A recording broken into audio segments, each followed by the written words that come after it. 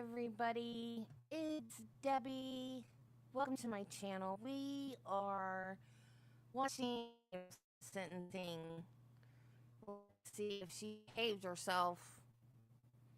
I've been hearing some chatter about some misbehaving she's been doing. Little Miss Diva doesn't like being in jail. What's her husband's name? He's here. What's the Queen of Mean? Is that the Red Hearts? I haven't seen that one yet. Queen Hearts? Red, whatever that one's called. I haven't seen it.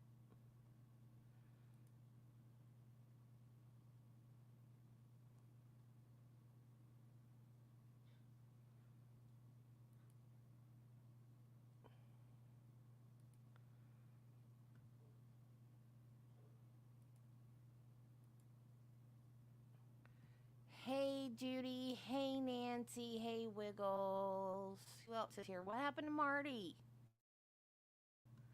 He's probably going to say it didn't redirect. And blame me. The witnesses. I believe the gentleman appearing as our witness, Judge, this case. Oh. Marty, how come it doesn't work for you half the time?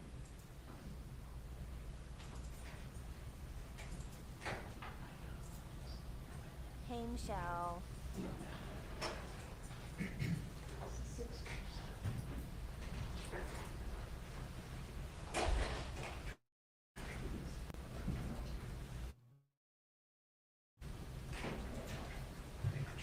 Doesn't she need her little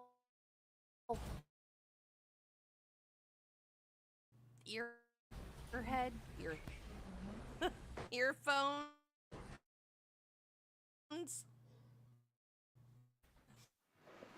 Judge, the 647.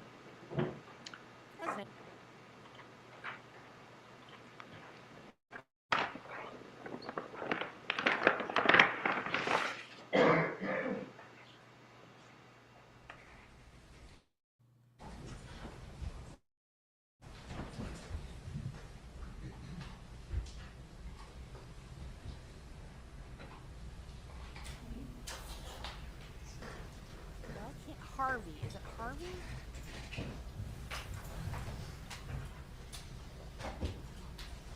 Yeah, that's her husband. Whose name I can't remember. Harvey Harold, what's his name? Themselves on mute until it is time for you to speak, please. She claims she can't We're hear, here this but she afternoon doesn't wear for those final disposition and sentencing headphones in thing. case number 2023 CF 3226, State versus Donna Adelson.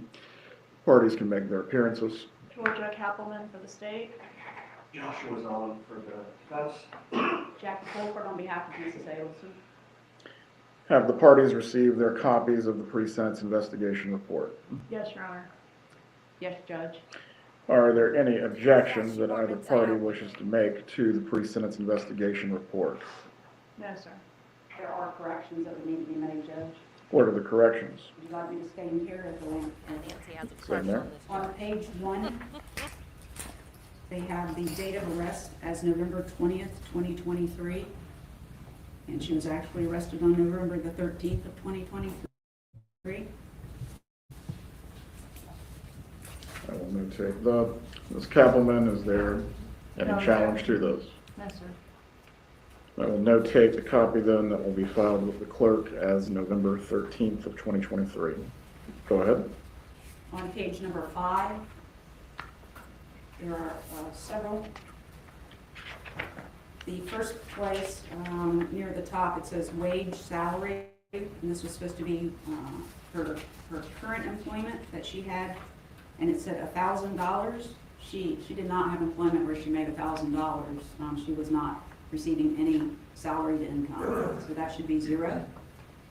Ms. Kappelman, do you wish to be heard concerning those? No, Your Honor. So again, I will What do notate you the mean? wage salary as $0.00. Thank you, Judge. The next, underneath there, it says the number of jobs in the past 2 years, 1. She has had no jobs. She's the majority of the 2 years. Which part of page 5 are you referring to? Well, that No would- jobs, no employment. Correct, that should be 0. Ms. Kappelman, do you wish to be heard? No, sir. Notate that there has not been any employment or 0. Go ahead. Thank you, Judge. Directly under there, it says months unemployed in the past 2 years, 0, and she's been unemployed for 2 years.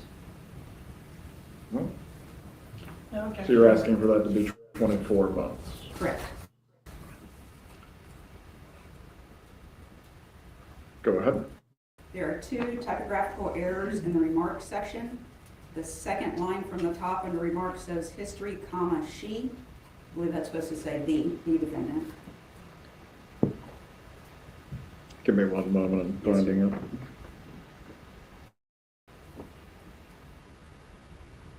When did they quit their practice? Because didn't she work for the practice? She hasn't been in jail for 2 years, has she? You said history is the first word leading into the History is correction. right next to the word she. You see that's on the second line down. It says remarks, and then the word right under there on my copy says history, comma, she. Yes. It should be the. Ms. Kappelman. No objection. They already did big Go ahead. tax statements. And then in the as- same paragraph, 4 lines down to the far right, it said, who had fallen in, that should be ill, I-L-L. No objection, Judge.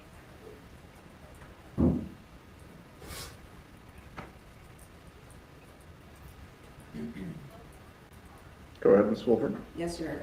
Going down under the financial status to where it says estimated total debts, in the second line, it says a second mortgage was taken out to pay for their So home. look what we got her. That should say legal expenses, not home. No objection. You need to get one for Blue Bear. It's on Amazon. It's $15. It's motion activated.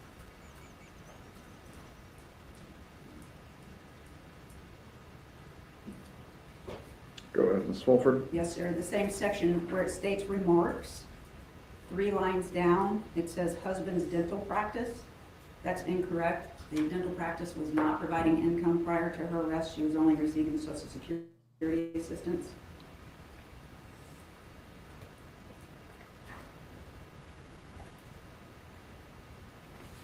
You're working, watching Harry Potter, and watching. So you're just asking husband's dental practice to be scratched through. That's correct. The only income was, they listed Social Security, but they listed both.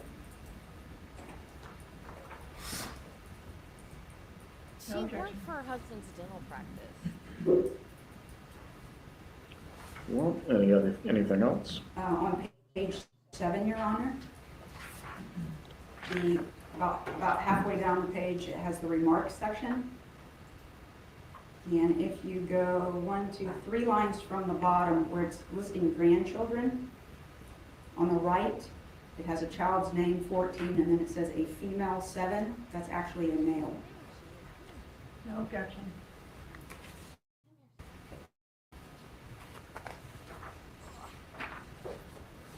Right, any other objections? Not from the defense. The court has reviewed the PSI report. And at this time, I will direct the clerk to file it as a part of the record. Ms. Kappelman, do you have any other witnesses or evidence that you wish to present as a part of your presentation today? I have some documentation regarding cost of prosecution, Judge. Would you like that at this time? Yes. So the state has put together a summary page and a thumb drive.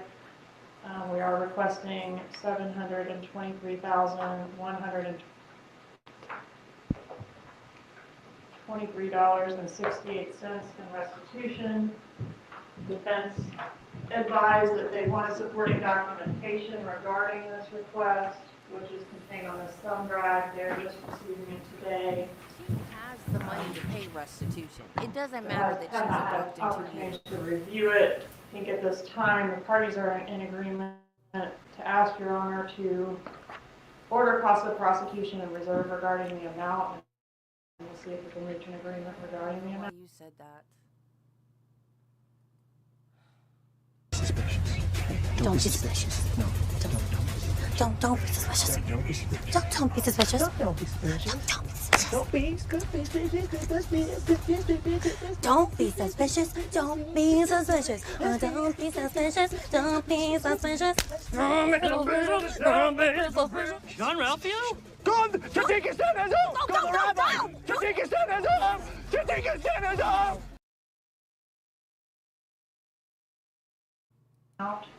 Very well.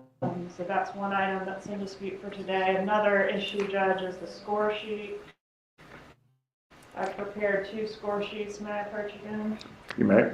First includes death points, bringing the lowest permissible prison sentence in months to 172.5.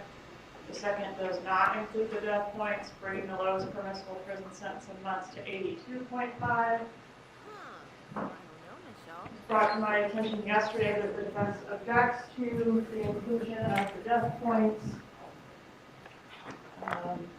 The limited research that I've had an opportunity to do suggests that they should be included if the death was a direct result of the crime. I believe it was.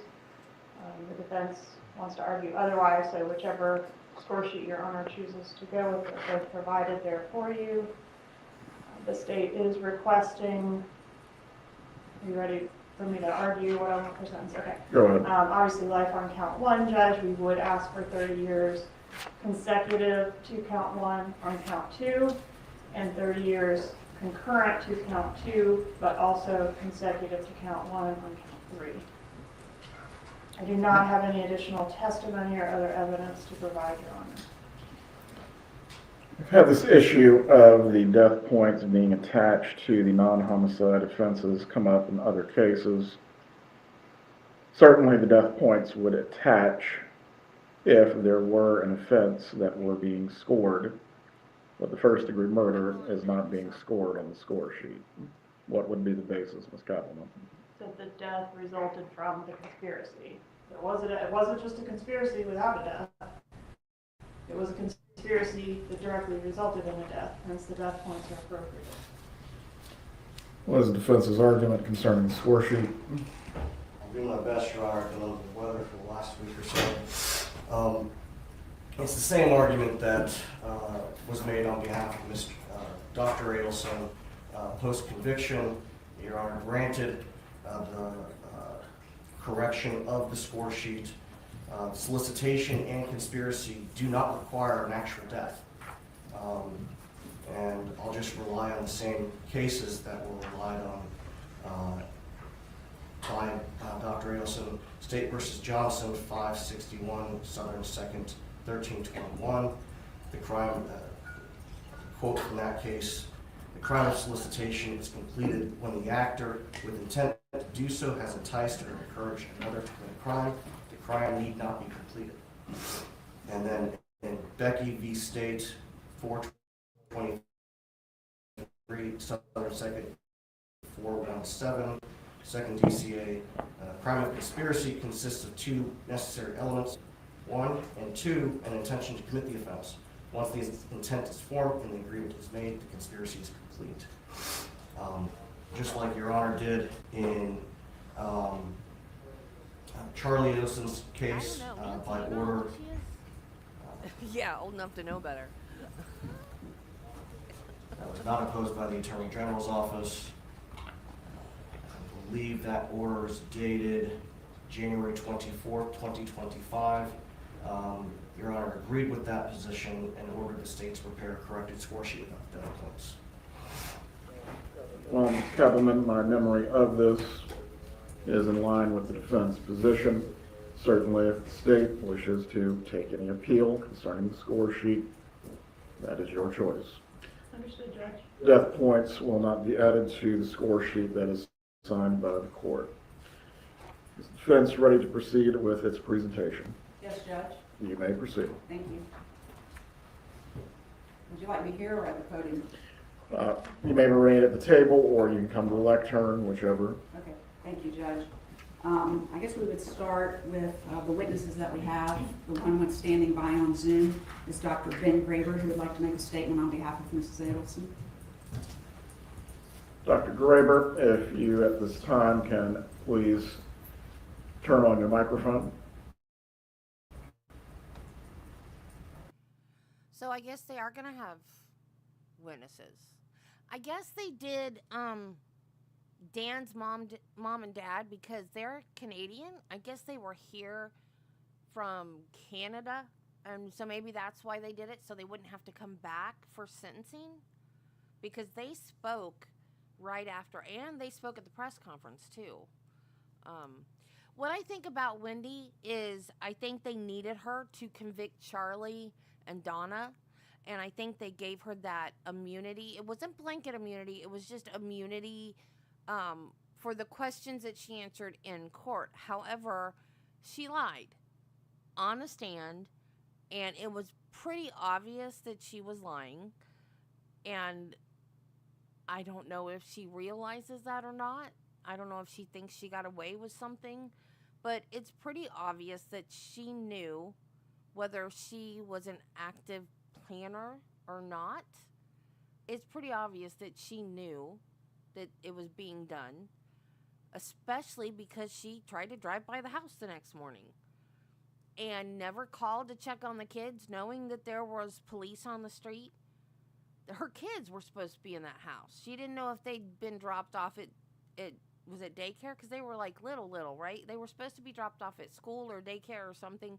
She never called Dan and said, tried to say, there's police on your street. What's going on? Are the kids okay? Did you get them off to school? Like, there's none of that. If she was really going to try to make it look like she knew nothing, she should have made some phone calls to try to find out where her kids were and if they were okay, and there was none of that.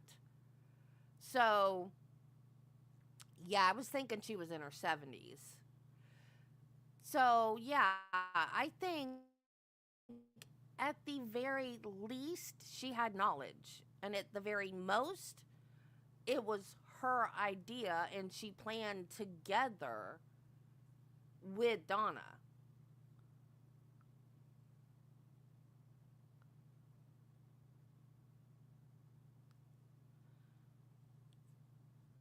So, yeah, I think she's going to be the next one. But I don't know how old are the boys. They're teenagers, but I don't think they're anywhere near 18. So I don't think she's going to wait till they're 18. Aren't they like 15 and 16 or 14 and something like that? I don't think she's going to wait that much longer. Because I'm sure Dan's parents would take the boys. I'm absolutely positive Dan's parents would take the boys. I don't want her to wait that long. That feels like a win. I mean, I know she'd probably be in prison the rest of her life, but that still feels like a little bit of a win if she were to wait till the boys were 18. I mean, I'd hate to see I'd hate to see them go into the system. But like I said, I'm sure Dan's family would take them.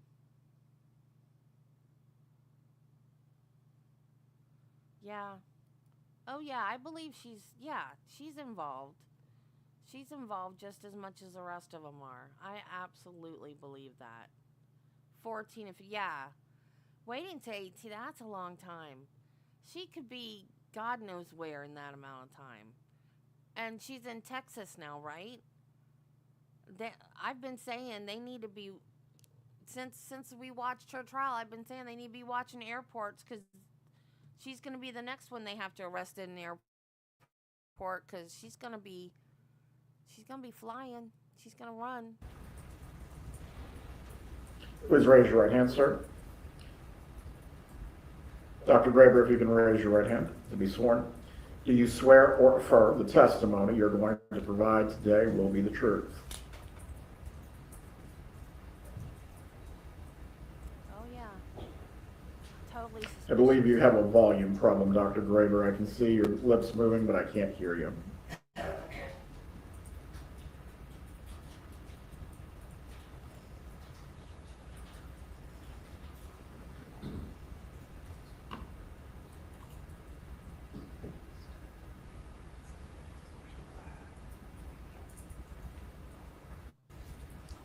I guess just so I can test that we do have proper audio. Dr. Graber, before you, Mr. Markel, if you can turn on your microphone and say 1, 2, 3 for me so I can test this audio.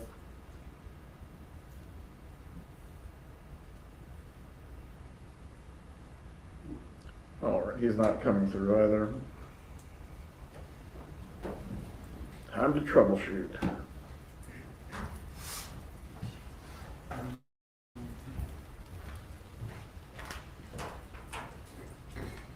Yes, this is Florida. Yep. My homeland. Where everybody's crazy. Crazyville. Best state in the union. Right. Dr. Graber, if you can say 1, 2, 3 while I test this equipment. So she's, what, they've got expert witnesses for what? All right, I can hear you now, but we can't get them over the loudspeaker. At least someone must switch the audio settings.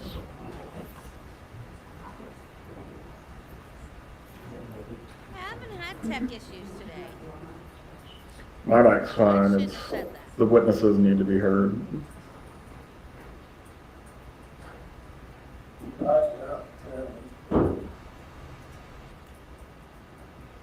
Doesn't happen All right, often. thank you, but Mr. some Markel. days I I'm going to don't. place you back on mute at this point.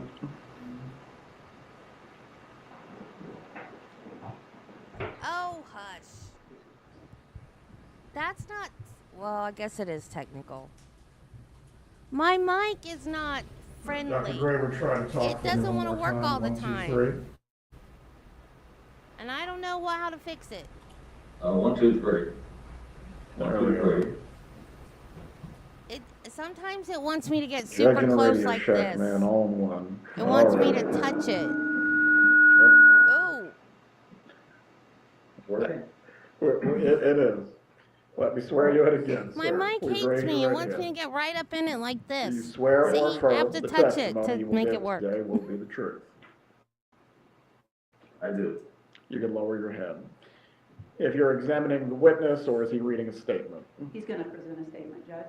Dr. You guys, Graber, if you may would give proceed me at this more time. money, I could buy equipment Thank that you, Your Honor. works I better. appreciate the Y'all don't opportunity pay to me come and enough. speak on behalf of Donna Adelson. If I can, let me Shut up, give Marty. a brief description of who I am, my background. I've been a friend of the Adelson family since 1979. First 20 years I knew them, we were actively engaged in many activities. In the last 20 years, I haven't seen them that much until this trial became apparent to me. And my background is I'm a medical doctor practicing obstetrics and Oh, not an gynecology. expert. Okay. 45 years here in Florida. I was also a state legislature from 1988 to 96, representing cares? Coral Springs and parts of Broward County. I was the county commissioner in Broward County and mayor of Broward County for 1 year in 2006. Also a professor at the University of Florida, Medical School, and the University of Miami Medical School in clinical OB/GYN. And I'm here to speak today on behalf of Donna Oh, well, he Adelson, does the have that person I've going known on. for a great deal of time. Hi Donna, just want to say hi. I'm sorry I can't be there to hug you.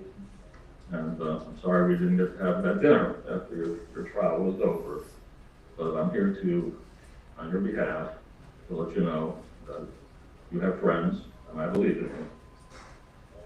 Let me say that, Tom, I never thought we'd be here at this situation when I first met you. It was a total shock to me and to our He families. didn't know she had an inner And to be a it's a tragedy for me to what she is. have to be here to talk about this.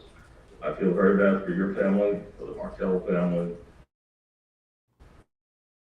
for the tragedy everyone's experiencing. To me, I've been following this for 2 years. Dissolution of two families. My background is similar in many ways to both families. Like Ruth Markel, I'm the son of Holocaust survivors. I actually was born in Germany as a displaced persons camp, came to the United States at the age of 18 months. So like the boys, Lincoln and Benjamin, I don't have a lot of recollection from the first beginnings of my time in the United States, but they don't have the recollection of their father, which is very sad to me. But they do have families, and I had family. And we have to learn a great deal from our tragedies as we come back into life. My distress is not just for Donna and the Ailsons, but for the Martells as well, and especially for 3 generations of each family, which I see in tragic downward swing. And yet,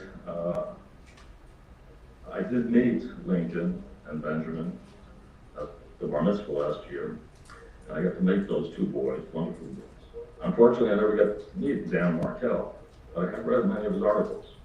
Very impressive, very talented man, who made some very good points about the law and about compassion in the law, which he felt could be improved. And I agree with that. So part of what I'd like to say today is basically that I do believe that Donna is a victim of natural circumstance, but has been actively exploited by parties involved in this case. I believe she was exploited by her son. Knowing Donna, who was the youngest child in her family, and knowing her mother, and how close she was with her mother, and understanding their love and need for family, it makes no sense to me that she would pursue an activity that will destroy 2 families like it has. However, having known her son and some of his issues, I believe Donna, in her own naive way, trying to be a loving mother, was subdued by guilt, by silence, by denial, and perhaps even active exploitation, and used for activities she had no part of. So I believe she's innocent on all 3 counts, even though she was found guilty on all 3 counts. Part of my understanding is also that the victims here are both families, and to watch the hate and distress and the vengeance I see is a terrible thing to look at. As Holocaust survivors, you'd think we would understand that better, how damaging it is to families. I would have to say, my background, I grew up in the Bronx, went to the public school system. I actually was at Queens College when Donna was there, but I didn't know her. They're not Holocaust survivors. They're not old enough to be Holocaust survivors. At Coral Springs, we met up after being there a while, new young families, professionals trying to build a life, having children, building a community, which we did. So to see this situation occur, to me, was devastating in many aspects. As a legislator, I can tell you that we see things in law. Even though I'm a doctor, I was chairman of healthcare, I was a Democrat, majority leader, and I sat on Judiciary Committee for 2 years, and understand the laws. Even wrote some of the sentencing guidelines and participated in passing them at that time. What I learned over the years is that I had the privilege of passing many laws, because I was a leader and was able to work both sides. So many of my laws exist in the books. I get calls from judges, carry out the case, and it's come down to what did you intend to happen from this law? And they would ask my opinion, and they would use that information. We don't So I'd like to talk a little bit about the intent of the judicial guidelines for sentencing. I think the life without was not the intent of the. Dude, if you made laws in Florida, you should know we don't have parole in Florida. No parole. Drug dealers and organized crime and dangerous to the public. But I think it's been switched over to be used in conspiracy against the average citizen. You should not be intent of the law, in my opinion.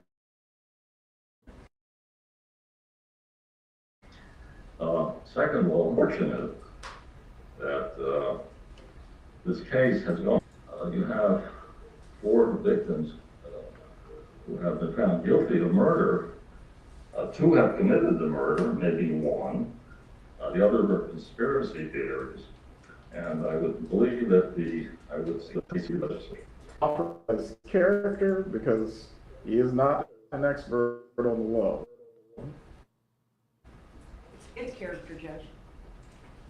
Very well. You may continue, Doctor. yes, that's my opinion from my background. That's not, I'm not giving a professional opinion. I'm giving my personal opinion from experience. What I'm asking the court today is, to me, the court, the judicial system, the power of the judicial system is in the judge. And it is the judge who is the presenter of a safety net for the public. To show some compassion when the cold written law, with every box checked off, shows no compassion, where does the compassion come from? It should come from the judge, it should come from the jury. And I think that maybe that's something we have to consider. So at this point, what I'm saying is that I believe Donna Adelson is a 5-star mother, did everything she could do for her kids, for her family, for her community. She has no bad intentions. She's not a leader, she's a baby in her family. She's always been the follower. Yes, she makes noise and she complains, but that's not her behavior. This is not her profile. So I understand that nothing can be changed, but I want to put on record that I believe she is Trauma was innocent the of the Jose account, Soto and we believe her. With that, I would have to say, sometimes bad things happen to good people, and I think this is one of those cases, and it's unfortunate. For the families, I would ask, beg them, think about the 2 boys. Dad is not here, but a piece of him is here, and those 2 boys. Terry. Now, their future, they're both teenagers now. Their future depends a lot on what's going on here, and how they're going to be perceived in the future, and how they will interpret the future based on this. So I think it's time for some compassion, some understanding, some forgiving. Perhaps it's time to take a step back and let everyone heal from this process.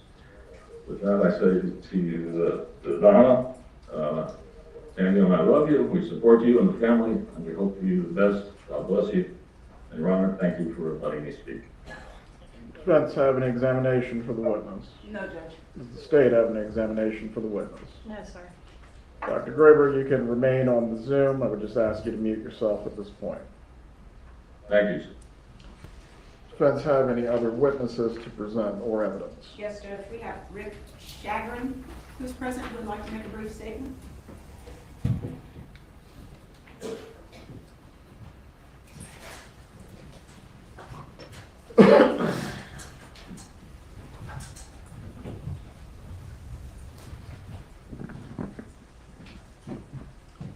Please raise your right hand, sir.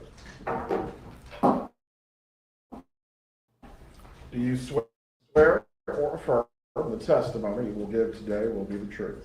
I do. You can lower your hand. Give a statement. If you could state your name, please. My name is Richard Gordon Chagrin. And have you prepared a statement here today? Yes, I have. Okay, you can give that to the court of time. This is on behalf of my 5 years. She's been a dear friend and travel companion, and we are still in shock of her current circumstances. We know her to be a loving parent, wife, and grandparent. We stand behind her claim of innocence. We feel the trial was held in a county where there's been a lot of bad and inaccurate negative publicity, therefore not allowing a fair trial. We contend if a change of venue was granted, she would have been found not guilty. We are hopeful she will be relocated to South Florida, where she can pursue all legal remedies available. Thank you very much for your consideration.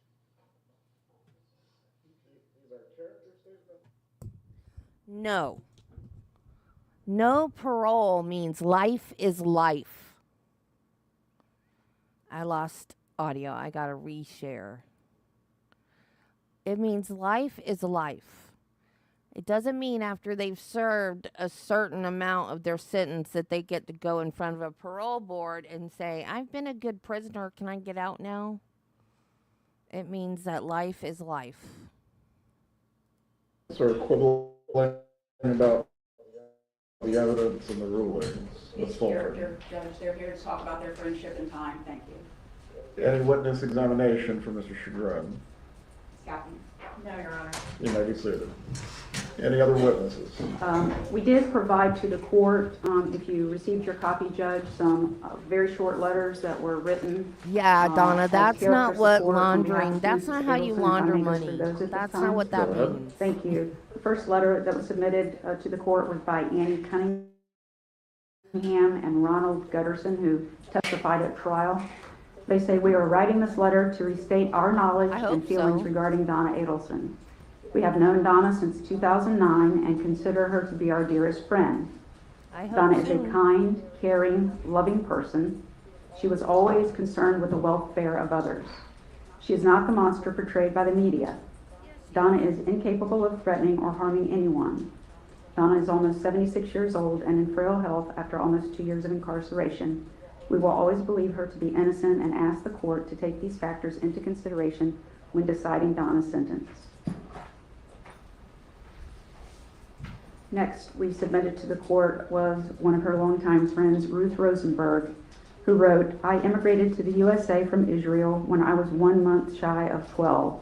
I lived in Israel in a town of 5,000 inhabitants where my family knew almost everyone and came to New York City, Queens, with a population of close to 8 million residents. To say it was a culture shock is an understatement. I didn't speak any English and physically looked like an underdeveloped child in comparison to the American girls my age. I entered the 7th grade in September, not knowing any English, the, quote, stranger in school. For several months, I sat by myself at lunchtime in the cafeteria, staring at the next table, where Donna and a group of her friends were conversing, laughing, and having a nice time. One day, Donna walked over to my table and asked me if I would like to join them, and of course, I said yes, please. That kind gesture started a 62-plus year friendship. She invited me to her house to meet her family, and over time, we became like sisters. I can recall several instances where Donna helped me obtain Who you are at 12 is not who you are at 75. I'm sorry. a job so I can help my parents financially. She introduced me to a family in a bungalow colony in the Catskills who needed a mother's helper for their daughters in the summer of '66. The money I earned helped my parents pay for the closing costs on their house. The following summer, she got me a job as a counselor at Camp Allegra with Harvey and Donna about applying to dental school as my college advisor had recommended. Later that year, I was chosen to be the maid of honor at their wedding. We remained close friends throughout the years, even though we lived more than 1,000 miles apart. Our families visited each other periodically, making sure that our children and grandchildren got to know each other. We attended life cycle events of our children, bat and bar mitzvahs, weddings, special birthdays, etc., and now our grandchildren's. Donna has always been a kind-hearted, generous, loving, and caring. She is one of my best friends, and I will forever remember and appreciate how she helped me with English while I helped her with math in Parsons Junior High School, and remained loyal through these 62-plus years. The situation she is in today is unimaginable to me. That is not the person I know and love. We also submitted a letter from Ron Ellis to the court. My name is Ron Ellis, and I have had the privilege of knowing Donna Adelson for more than 30 years. I am writing to you in hope of offering some perspective on the woman I have come to know so well over the course of our long friendship. Donna has been a steady and caring presence in my life. When my stepson passed away 11 years ago at the age of 34, Donna was there for me in ways I will never forget. She sat with me in my grief, listened when I needed to talk, and offered comfort when I felt overwhelmed. That kindness and empathy is the Donna I know. Someone who shows up for her friends and offers strength in their darkest moments. Over the years, I have seen Donna's compassion extend beyond just me. She has been a devoted mother, a loyal friend, and someone who consistently tried to bring warmth and generosity to those around her. I understand fully the gravity of the situation before the court, but I hope that when you consider Donna's sentence, you will also weigh the years of kindness, care, and humanity she has shown to others. I believe that Donna still has the ability to contribute positively, even under these circumstances, and that she is capable of reflection and growth. I respectfully ask that you take these qualities into account when you make your decision. Thank you for your time and consideration. Respectfully, Ron Ellis.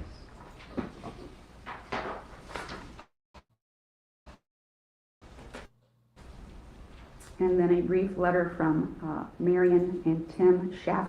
She writes, "We have known Donna for over 50 years, and although we live far apart and have seen her often over the years, we wanted to share with you our impressions of the lovely person we have known. Donna has always been a loving, kind mother and wife, and also an exemplary daughter to her parents, who often stayed with their family. We have never heard her utter a negative word about anyone, and had tremendous pride in every member of her family. She retained many friends from her childhood and developed long, satisfying friendships with the new people she met throughout each stage of her life. Donna was always intelligent, charismatic, and sensitive to everyone. She always listened to anyone's problems and offered a helping hand when she could. Most notably, her genuine concern over our and others' health issues was truly appreciated. As you can see, it is very difficult for us to view her as anybody other than the sweet, caring person we knew. Sincerely, Marianne and Ted Schaffman." Next is a letter from Jessica Ussery. "Dear Judge Everett, my name is Jessica Ussery, and I am writing this letter to express my personal experiences and knowledge of Donna Adelson's character. Donna and I share a beloved grandson, Roman Harvey Adelson, born in 2017. My first memory of Donna is a video made and shared on Mother's Day 2017. Charlie Adelson surprised his mom with the news that he and my daughter Brianna were expecting a baby. It warmed my heart to watch Donna's genuine excitement and happiness caught on video. Our families began spending time together as events and celebrations took place. I recall Donna being warm and welcoming. As I got to know her more, there was no doubt in my mind that she was a loving and devoted wife, mother, and grandmother. Roman's birth was a scheduled cesarean section on December the 5th. On that day, I was overcome with mixed emotions of excitement and fear. A family awaited Roman's birth at the hospital during unnerving procedure. Donna was affectionate and compassionate, as I was visibly anxious and emotional. I will always remember how she reassured and calmed me that day. We shared tears of joy and the hugs when a beautiful and healthy boy came into this world. Donna was caring and supportive of Bree Adelsons. Although Charlie and Bree were no longer a couple beyond Roman's first year, we all remained close. Donna has been kind, thoughtful, loving, and generous. Thank you sincerely for taking the time to read the letter, Jessica Ussery." And then a short letter to whom it may concern. "I've worked at Adelson Institute for Aesthetic and Implant Dentistry from October 3rd, 2011 to September of 2022. During my time of working there, I had the opportunity to experience the beautiful person that Donna Adelson is. Through my time of working often side by side with her, I've witnessed her grace and ability to diffuse upset patients. She is incredible with having compassion for others and is truly one of the sweetest people I know. She's so supportive and understanding when it comes to her employees. When an elderly person comes in as a patient, she always made sure they had assistance, whether needing help filling out forms or even opening the reception door for them. She always jumped at the opportunity to be kind and helpful. I witnessed this and I know it was sincere. I still use what I've learned from her and apply it while I'm at work every day. I recognize the gravity of the situation and understand the seriousness of the legal process, but I respectfully ask that you consider the positive qualities that define her. Sincerely, Erica Johnson." And then the last letter that we submitted from was Attorney Gary Cohn. He said, My name is Gary Cohen. I've been a member in good standing of the Florida Bar since 1980. I have known Donna and Harvey Adelson as personal friends and personal counsel for almost 40 years. Harvey was also my dentist for most of those years. I have been in the Adelson house, and they have been in mine numerous times over the years since their children were little ones. My wife and I have socialized with Harvey and Donna at dinners, blessed events such as bar and bat mitzvahs, and weddings, birthdays, and many other occasions. I've also traveled with them, including a wonderful trip to Africa with 2 of my sons several years ago. I therefore have had a unique opportunity to observe Donna under many circumstances. In all the time I have known her, I have literally never heard Donna raise her voice, lose her temper, act inappropriately, or treat anyone with less than full respect, and almost always with a smile on her face. I have never heard a bad word said about Donna from any other friend or person in my presence. She has always been an amazing mother to her children, and she and Harvey have had the most loving marriage that can be imagined. While I cannot comment on any of the facts of this case or any of the alleged events, I can say that the Donna I know is the last person I would ever think of when it comes to what has been this utterly horrible crime dealing with the death of Dan Markell. Being a trial lawyer for 45 years, I fully believe in the jury system and understand that a jury has spoken. However, the woman I've known so well for so long also needs to be understood as the wonderful wife, mother, grandmother, and friend that she has been known to me. I only hope that this information can be of use of the court when it comes to the sentencing of Donna Adelson, Gary Cohen. Harvey Adelson would like to address the court. Very well. Do you wish to enter these letters into evidence? Yes, Judge. Does the state have any objections? No, Your Honor. The 2 things. They will be composite defense 1. Things are not Full sentence. mutually exclusive. Dr. Adelson, please raise your right hand, sir. Do you swear You or can do affirm the something awful and you're still about to be a give good will be wife, true? mother, and friend. Thank you, Judge, and respected officers of the court for allowing me to speak. I have been Donna Adelson's husband for over 50 years. My wife sacrificed everything so that she could pour her heart and soul into our children, our grandchildren, and our marriage. This summer was our 54th wedding anniversary, and I had to spend it without her, hand in mind. She has done nothing wrong, and yet is being punished for a crime that she did not commit. I thought we lived in a different kind of world, but I guess I was wrong.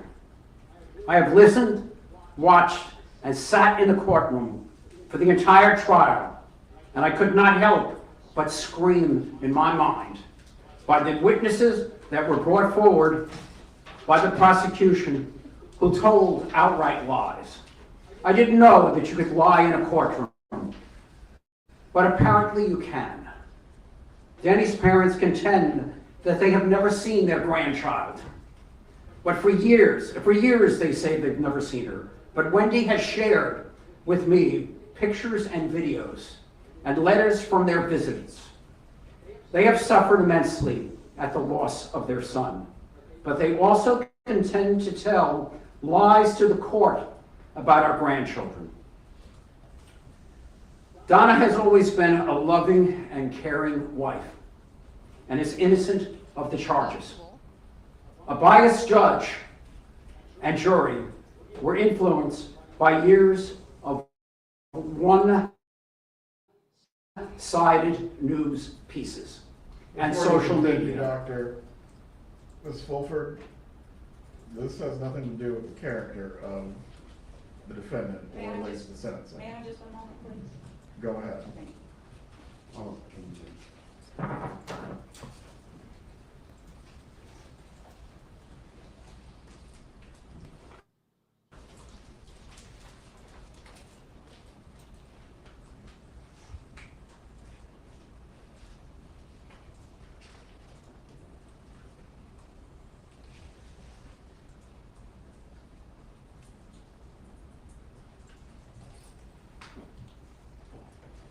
Just 1 second, please.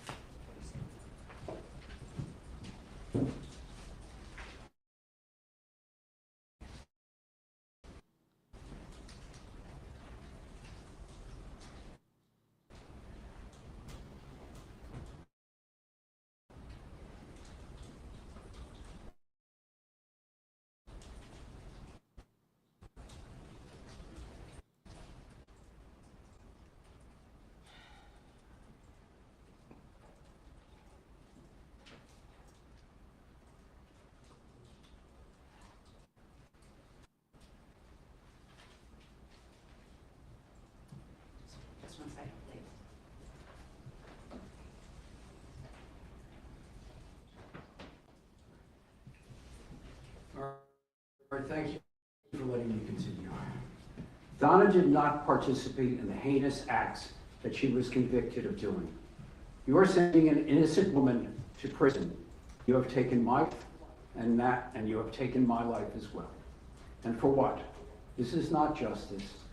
It is vengeance, and it is wrong. You have an examination for Dr. Adelson. No, Your Honor. No, Judge. Any other witness statements that you wish to give? I don't believe so, just one second.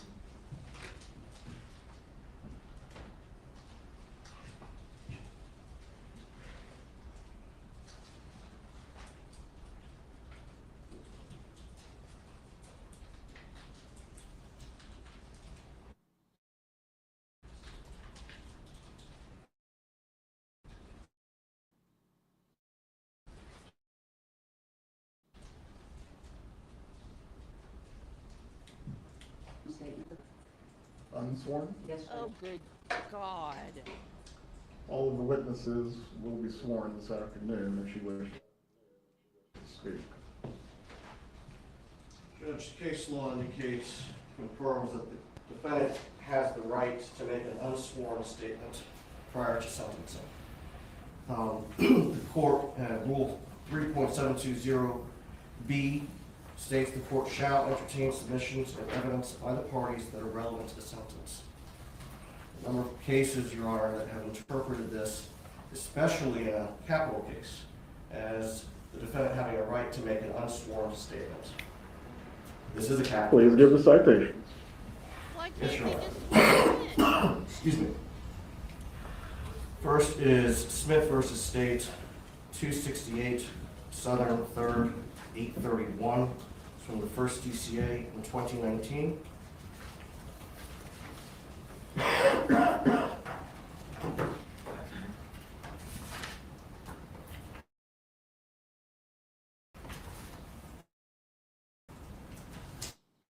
You want me to continue? Your Honor? Give me one moment. Yes, sir. Bringing up my Westlaw.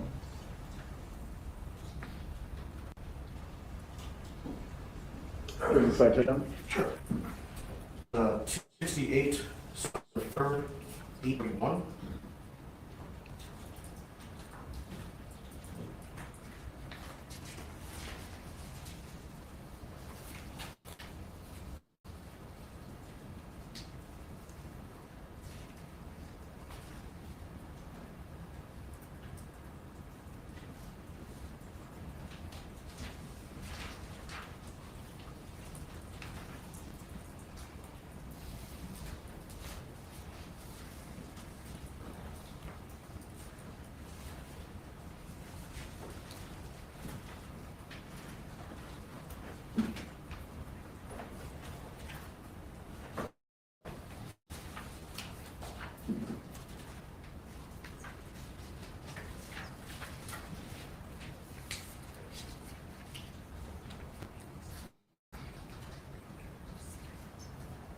Which pinpoint site are you referring to in the case? It's not, let's see. Book smarts and street smarts are two different things. She could be valedictorian. Your Honor, and still I'm gonna give you not this one. It's Hill versus State, life 246 Southern 3rd, 392. It's from the 4th District Court of Appeal. One moment. Yes, sir. 246 Southern 3rd, what's the last part? 392.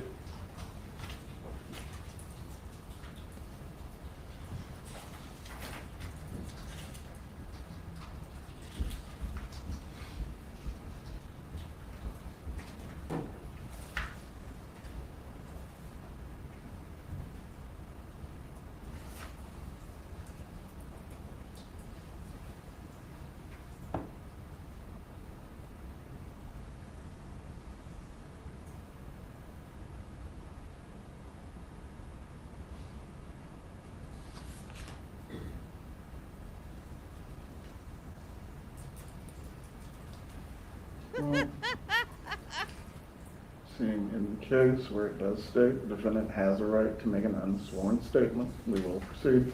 Thank you, Your Honor. Would you like Mrs. Adelson at the lectern or here? She can remain at council table. Thank you. I'm going to move the microphone.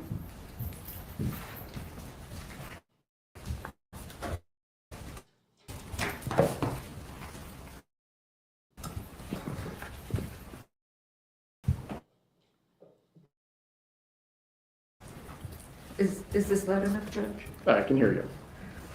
Thank you for letting me speak.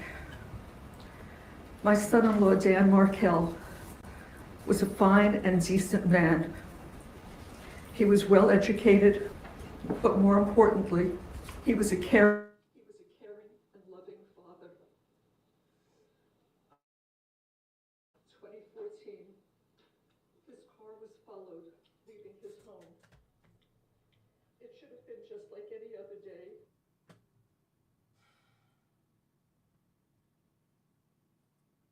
Stranger, you're killing me.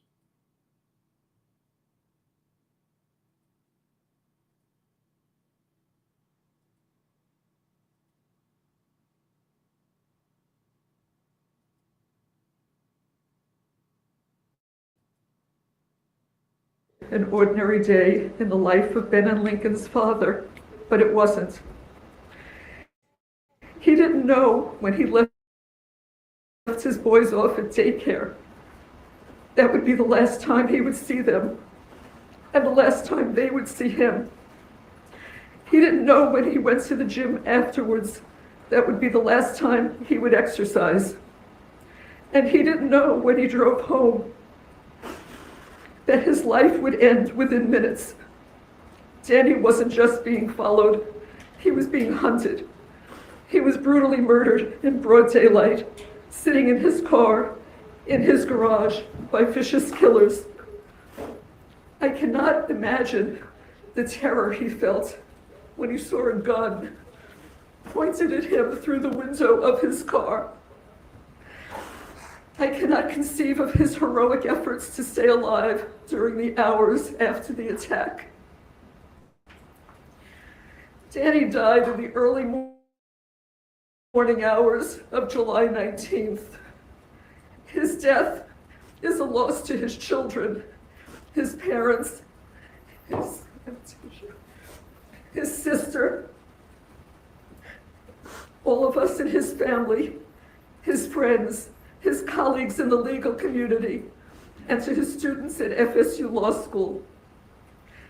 Danny's boys each have a photo of themselves with their Abba, their dad, beside their beds.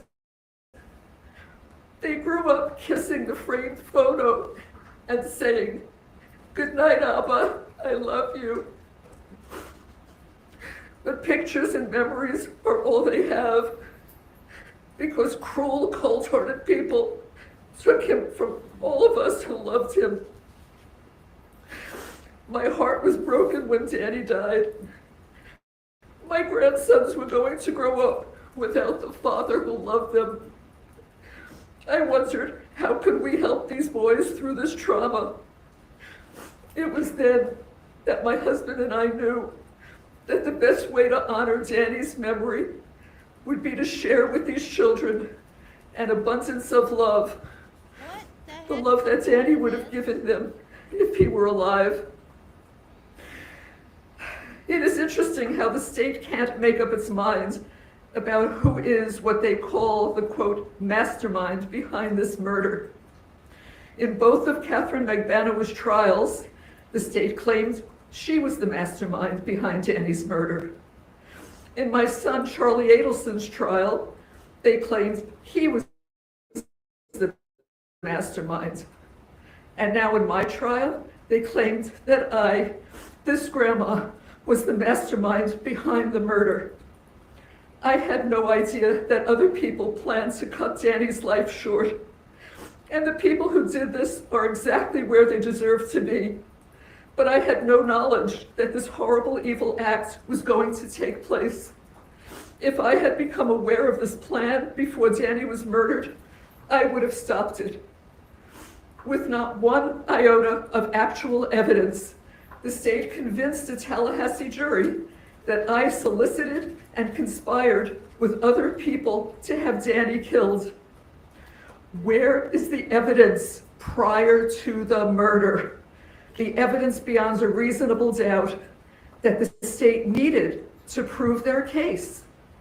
Where is the evidence before July 18th, 2014 at 10:50 in the morning? Before you continue, that Mrs. revealed- Adelson, as it relates to this statement, is the defense trying to re-argue the trial? No, Judge, just giving Mrs. Adelson an opportunity to be heard. Mrs. Adelson, you certainly can continue. However, the court can take into consideration the utter lack of remorse that you are displaying. Please proceed if you desire to do so. Where is the evidence before July 18th, 2014 at 10:50 a.m. that revealed that I had any involvement in this vile and horrific act? Where is the solicitation and conspiracy evidence? The state needed to show that there was evidence before the murder to convict me. The state couldn't show that because there wasn't any evidence. They were trying an innocent person. It makes you wonder if the jurors were sleeping when the state had Sergeant Corbett on the stand for hours. Their own star witness testified that my phone was never, I repeat, never at my son's house on the night of the murder.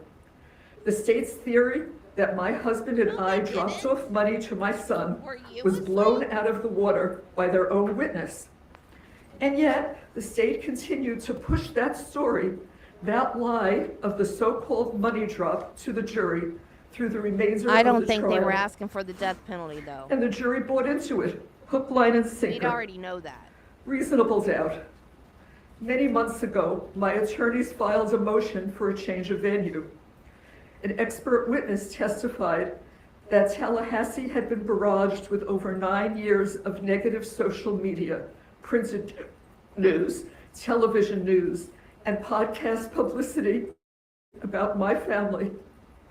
He explained to the court, both with evidence and demonstratives, that for me to receive a fair trial, it needed to be held in any of the researched and designated areas in the state of Florida other than Tallahassee. All I wanted was a level playing field. But the court wanted the trial here in the hotbed of Tallahassee. You got one. I sat through 3 days of jury selection. 180 potential jurors were asked if they had developed an opinion in my case. Those that answered yes also added, I believe she is guilty. Not one person, not one, said, I think she may be innocent. That should have been a clue to the court to grant our motion for a change of venue, but the court denied the motion. One of my jurors admitted during jury selection that she had background information concerning what one of the state's witnesses would be testifying about. Why was she allowed to be on my jury? What?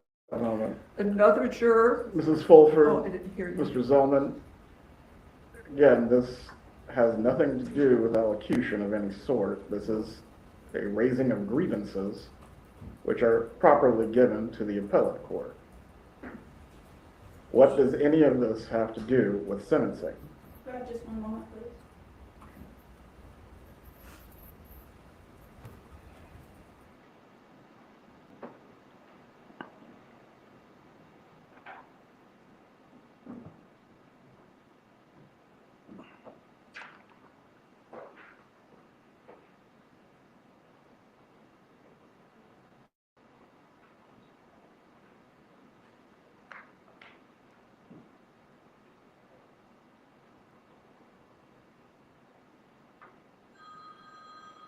Turn that phone off or step out.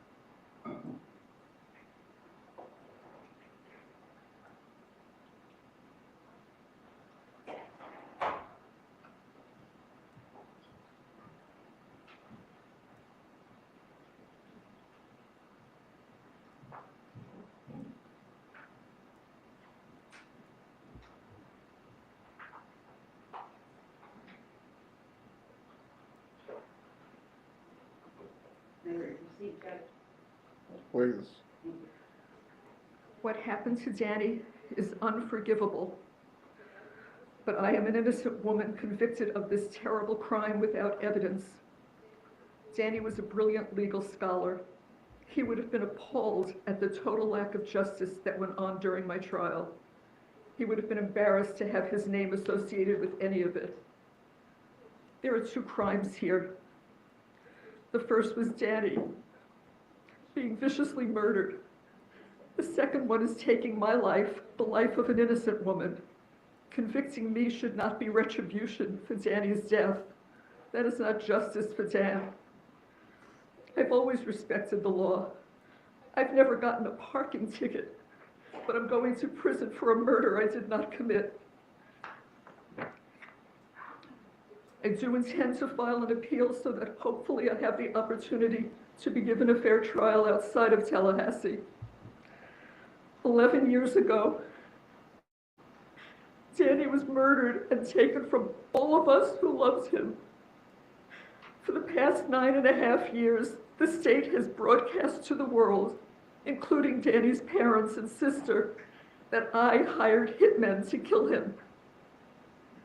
Never in a million years would I have wanted Danny to be harmed or killed, nor could I ever do something that would leave these two small boys to grow up without him. I love these boys more than life itself. This is a lifetime of loss for these children. They didn't deserve this. His family didn't deserve this. Danny didn't deserve this. And so, as I appear before you today, Your Honor, I promise you with my whole heart, I swear to you on my life, I was not involved in any way with Danny's murder. I was not.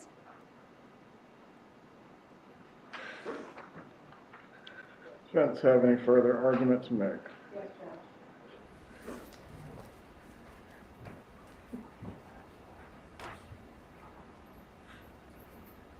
Judge, before Ms. Fulford makes the argument, I want to address the comment that the court made a few moments ago concerning considering lack of remorse in fashioning a sentence. In Shepherd v. State 227 Southern 3rd, 746, the First District Court of Appeal held that lack of remorse cannot be considered in fashioning an appropriate sentence.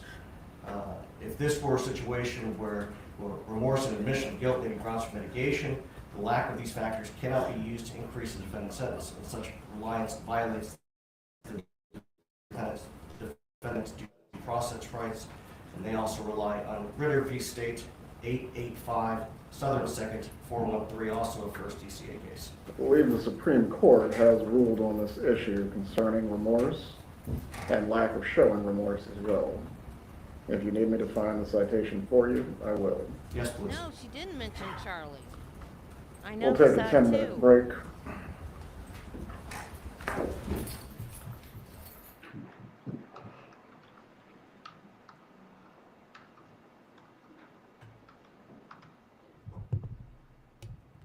Why are we taking a break? We'll resume at 4:16. Because of the lack of remorse issue?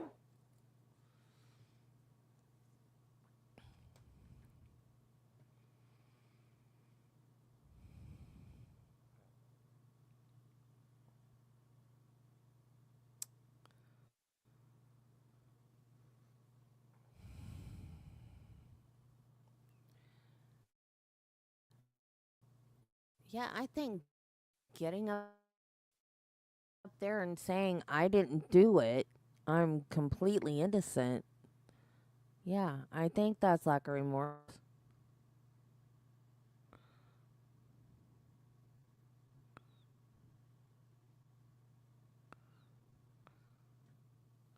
Just like Melody Ferris at her sentencing, she told the judge that she didn't do it. She didn't kill her husband. Her son killed her husband. He stopped her in the middle of her statement like 3 times.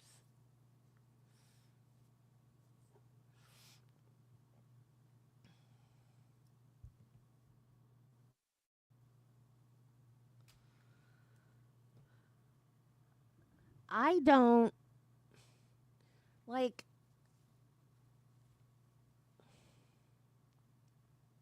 I understand why she wants to do it now, but it's not going to help. It's over and done with. You have been convicted. This is your sentencing. This is not the time for you to say, I didn't do this. You should have taken the stand at your trial. You know, she actually said she complained that she did not have enough time to decide. The woman had, how many years was she in jail? I didn't realize she was in jail almost 2 years. But before the trial, over a year, what? She didn't have enough time to decide? Give me a break. She absolutely had enough time to decide. She had plenty of time to talk to her lawyers about testifying and what she could have said. And they could have gone over what types of questions she would have been asked on cross. They had plenty of time to talk about it. And now she's like, I didn't have enough time to decide. Yeah, you did.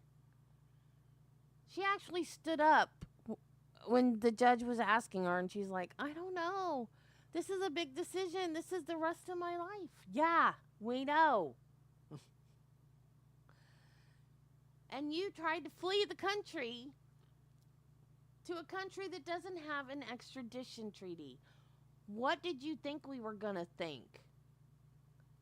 Oh, I was just going on vacation. Bull, you were just going on vacation. Bull. Yeah, because everybody goes to Vietnam on vacation.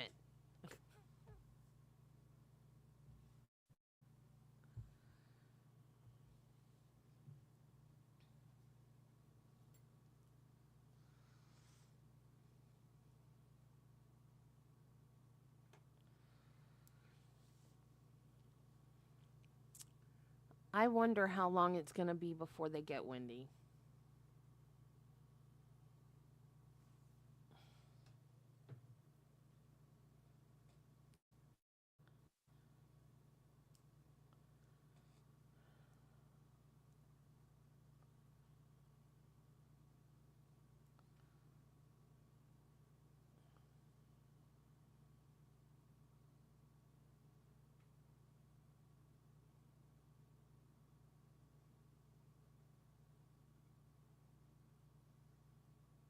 I don't know who that is.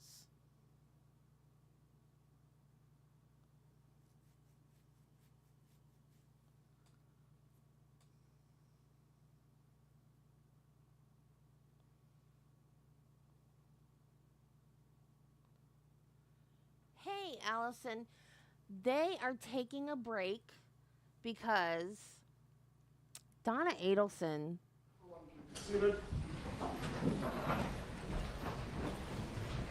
Gentlemen, are you able to review Davis? Briefly, Your Honor, Davis was not a capital case. This is a capital case. Although the criminal punishment code would only apply to the non-capital cases, I would already submit to Your Honor that it is distinguishable under those circumstances. Hang on, I gotta tell Allison what's going on.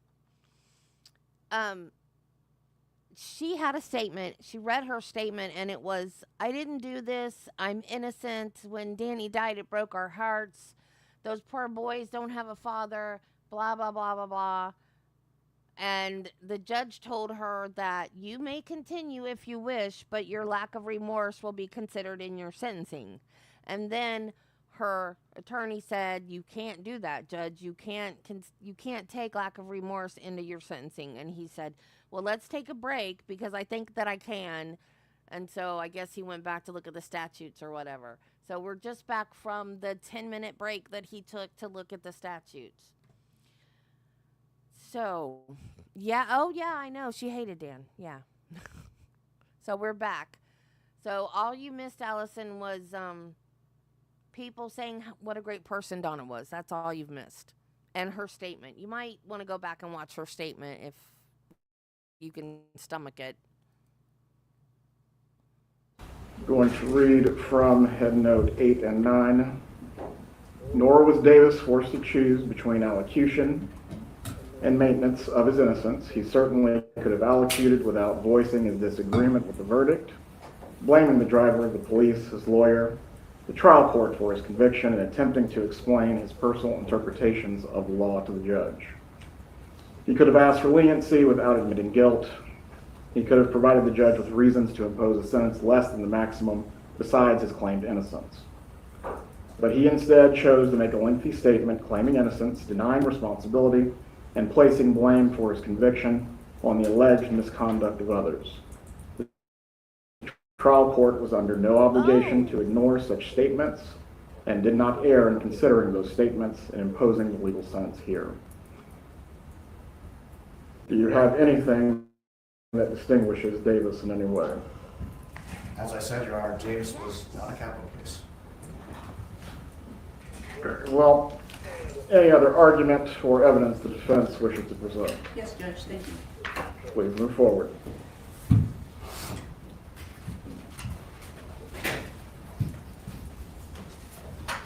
Your Honor, we're aware that in count one, the court has no choice but to sentence Mrs. Adelson to life for the first-degree murder charge. We are going to request a downward departure as to counts 2 and counts 3, the solicitation and the conspiracy counts. What are the grounds? Pardon me? What are the grounds? Yes. The grounds are, one is non-statutory, and that's disparity in the treatment between co-defendants. And the second reason is statutory, and it is Florida Statute 921.00262B. The defendant was an accomplice to the offense and was a relatively minor participant in the criminal conduct.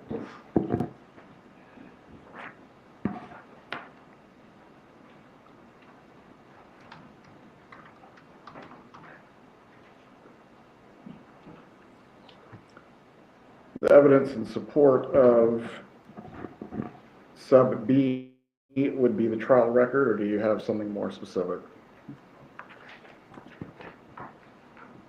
For 4B, we're going to rely on the trial record with respect to the conduct of Mrs. Adelson, and we would ask the court to take judicial notice. Your Honor did preside over Charlie Adelson's trial, and the evidence regarding the other co-defendants' activities or participation was also brought out in the testimony in the trial of Mrs. Adelson, so we'd rely on that record, Judge. Ms. Kappelman, as to the argued grounds for statutory mitigation and also non-statutory mitigation, does the state have any argument to make? No, Your Honor. You may continue. Thank you, Judge. I'll start with the disparity. Do you need case law citations for this, or you're aware of it, Judge? Okay. The first case would be Sanders v. State, 510 Southern 2nd, 296. This is a Florida Supreme Court case from 1987. One moment. 510 Southern 2nd. What was the other part of the citation? I have copies, Your Honor. 296, and that's Florida Supreme Court in 1987. Go ahead. State versus Fernandez, 927 Southern 2nd 939, which is a third DCA case from 2006. May I approach, Your Honor? You may.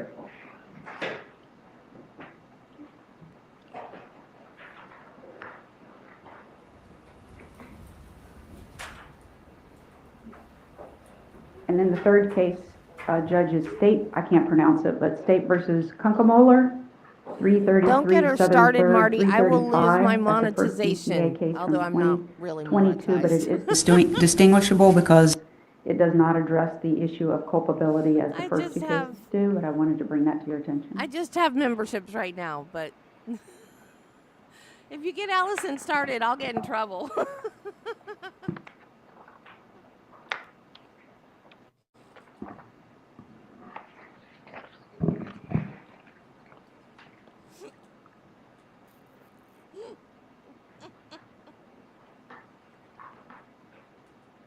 That might be a good thing.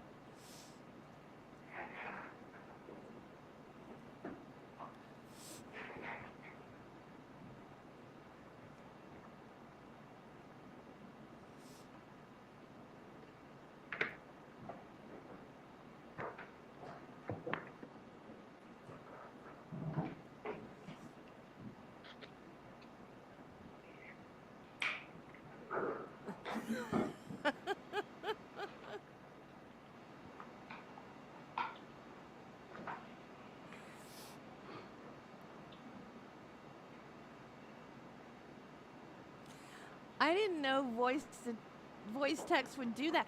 I'd never used it before. I tried to use it the other day. It did it in Spanish.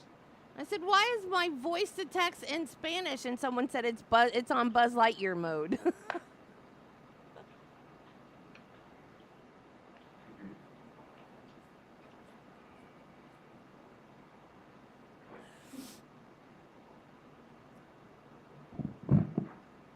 Agreed.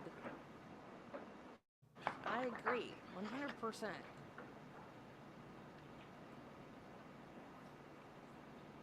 But her statement, she was like, they proved that my phone wasn't anywhere near my son's house the night of the murder. She sent him a text that said, I'm at your house. How much more can you prove that you were there? In your own words, you were at his house. You texted him, I'm at your house. So the cell tower didn't pick it up. It picked up that you may have been there, that you may have been close.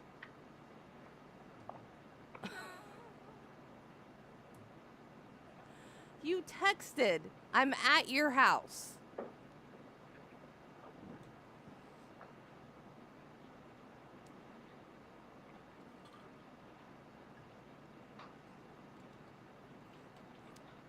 Can't always rely on technology, but if you say, I'm at your house.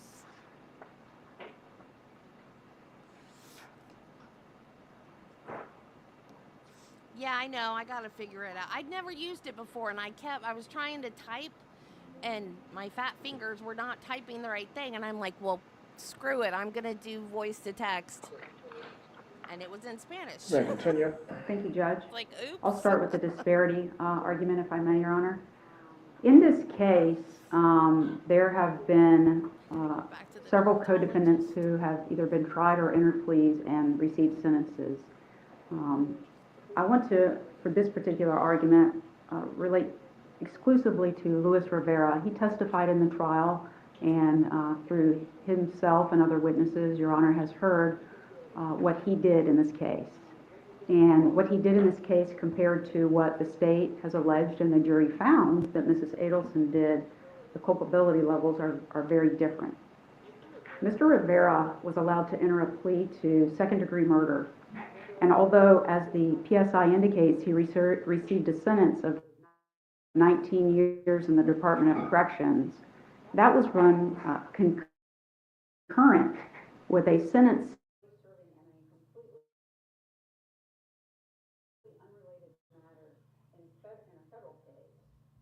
12-year sentence. So the number of years that he will actually serve for the State of Florida Department of Corrections. His conduct, as Your Honor can recall, is that he wouldn't have done this murder if Donna hadn't paid him to do it. He traveled to Tallahassee sometime in June and scoped out the home of Danny Markell, engaged in some drug activity with Sigfredo Garcia, and then returned to South Florida. A few weeks later, he returned to Tallahassee and again scoped out Danny Markell's house. But he didn't just do that. Prior to arriving in Tallahassee, with himself knowing that I think just after. I don't think he knew before. He and Sigfredo Garcia were going to kill Danny Markell, he purchased and provided the very firearm that was used to kill Danny.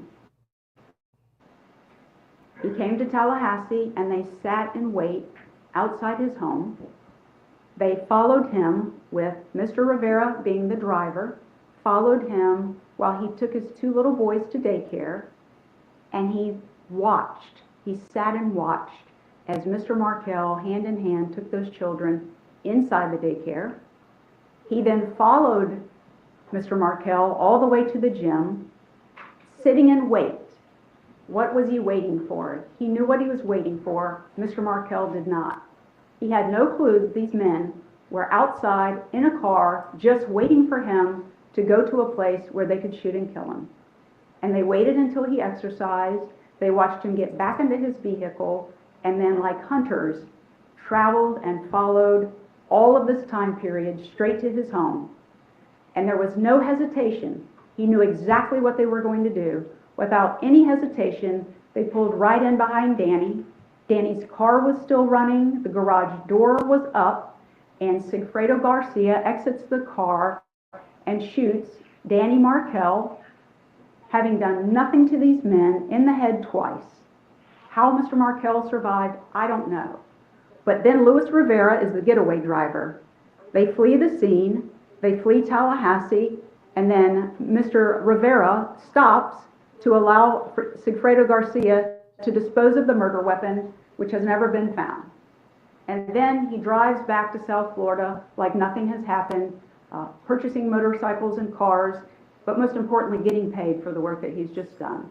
The payment came from Catherine Mangbanawat, and I'll address her in the next segment. The point here is, Judge, that over time, reading different things, you've heard a lot of arguments about what Mrs. Adelson's participation allegedly was. But when it comes down to it, and I didn't mention, but Luis Rivera did have an extensive criminal history at the time that he committed this offense. What actually came out at trial with respect to Mrs. Adelson, and I'm saying this, understanding, as you've learned, that Mrs. Adelson still maintains that she is innocent of this conduct. But what the state was able to show through their testimony and evidence was that the role that she played, according to them in the prosecution, was very minimal. The evidence showed that she was very upset when relocation was denied in 2013, not knowing that her daughter had agreed to it, not knowing that until she sat here in trial hearing her daughter's testimony. She wrote some very ugly emails.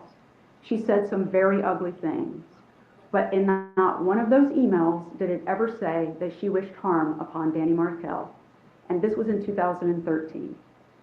The evidence was presented by the state that was over a year later that Danny was killed after relocation had been denied.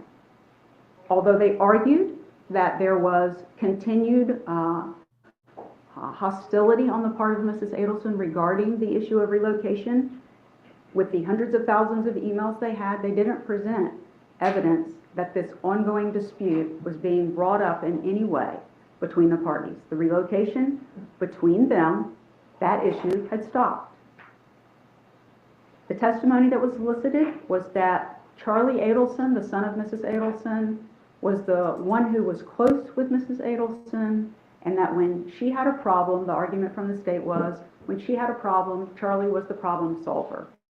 And the testimony in court that was presented by the state supported that theory, that Charlie was the problem solver. They further elicited evidence, testimony, that without any knowledge of what the phone calls were, Catherine Magbanawala testified that when she was with Charlie Adelson discussing scenarios, which she didn't describe what scenarios she was discussing, that on occasion there would be a phone call between Charlie and his mother. She didn't hear the mother speaking. In fact, he left the room when he talked to, allegedly, the mother, and he came back in. He never relayed to her any information about the phone call. But the state's theory and the evidence that they presented was because Donna Adelson had been so upset about the fact that relocation was denied, and she continued to be upset, according to the testimony, that Charlie Adelson took it upon himself to reach out to someone, which was his girlfriend, and have her get someone that she knew who could commit this murder, make contact with them. According to the testimony in the state, in this case, Charlie Adelson told Katie, Catherine Magbanawala, I'm not trying to be disrespectful, it's just those the names were reused, but Mrs. Magbanawala, that she wanted him killed and he would pay for that to happen. Her testimony was she had no idea what the payment was going to be, but she did in fact reach out to the father of her children, Sigfredo Garcia, and he agreed to commit the homicide. Mr. Garcia then elicited Luis Rivera to participate with him in the homicide, and I'm not going to go through all the evidence in the case. I want to focus on what Mrs. Adelson allegedly did. Up until the point of the homicide, the only evidence that was presented about Mrs. Adelson's participation were those ugly emails. And there's a distinction, as we discussed during the trial, and sometimes even at sidebar, of the evidence being up to the moment that Mr. Raquel was killed. Up to that time, the only evidence introduced by the state in this trial for that time period were those ugly emails, and they were ugly. She called him very foul names. She said some ugly language. She clearly was not happy. And whatever conversations may have taken place while Catherine Magbanawala was inside Charlie Adelson's home and Charlie was outside talking to another person. Mrs. Adelson maintains her innocence. But if you're looking at this particular cause of this disparity in treatment, the state is asking that Mrs. Adelson be sentenced to, obviously, life on count 1 as she has to be, followed by 30 years in the Department of Corrections on counts 2 and 3. This is far in excess of the sentence that was received by the man who himself testified to hunting down Danny Markell, providing the gun for him to be murdered with, leaving the scene of the crime, disposing of the murder weapon, and going on with his life and his gang as he always had. In that disparity, Judge, it just doesn't reconcile with the facts here of what they say Mrs. Adelson did. Although there was a theme that she was the mastermind, I would argue to the court that the evidence did not show she was the mastermind in any way. The masterminds that were shown in this trial were Charles Adelson and Catherine Magbanawala. It didn't show any activity prior to Mr. Markell being killed where Mrs. Adelson was involved in any way. Take away what you're arguing as the theme for the moment. The chief difference between Luis Rivera and your client is he entered into a plea, correct? That's correct. He did enter into a plea, but that, according to the case law, that can be considered. And he has also cooperated with the state testifying in many trials. He was a cooperating witness testifying in these trials. Mrs. Adelson not only has maintained her innocence, she was never offered anything from the state. Please continue. On the statutory basis, that the defendant was an accomplice to the offense and a relatively minor participant in the criminal conduct, some of what I've just argued applies to this one as well, Your Honor. But what I wanted to point out here were the ones that we didn't discuss. So Sigfredo Garcia was found guilty at trial, first-degree murder and conspiracy. His sentence was life on the homicide and an additional 30 years consecutive for the conspiracy count. He is the one who rode in the car. He is the one who obtained Luis Garcia to go with him. He is the one who sat in the seat knowing he was going to exit the car while they hunted down Danny Markel. And he's the one who got out and shot Danny Markel in cold blood. Left like nothing had ever happened. Along the way, made many stops, including getting out to hide the murder weapon, and then went on with his life. The killer is getting the same sentence that the lesser participant, the state is suggesting, get as well. Life in prison on count 1, followed by 30 years for the conspiracy and solicitation. Luis Rivera, I've already told you what his role was. Catherine Magbanawah got the information from Charlie Adelson according to the evidence, and at his request obtained someone, Sigfredo Garcia, to do the killing. She is the one who coordinated between Charlie Adelson and Sigfredo Garcia and Luis Rivera.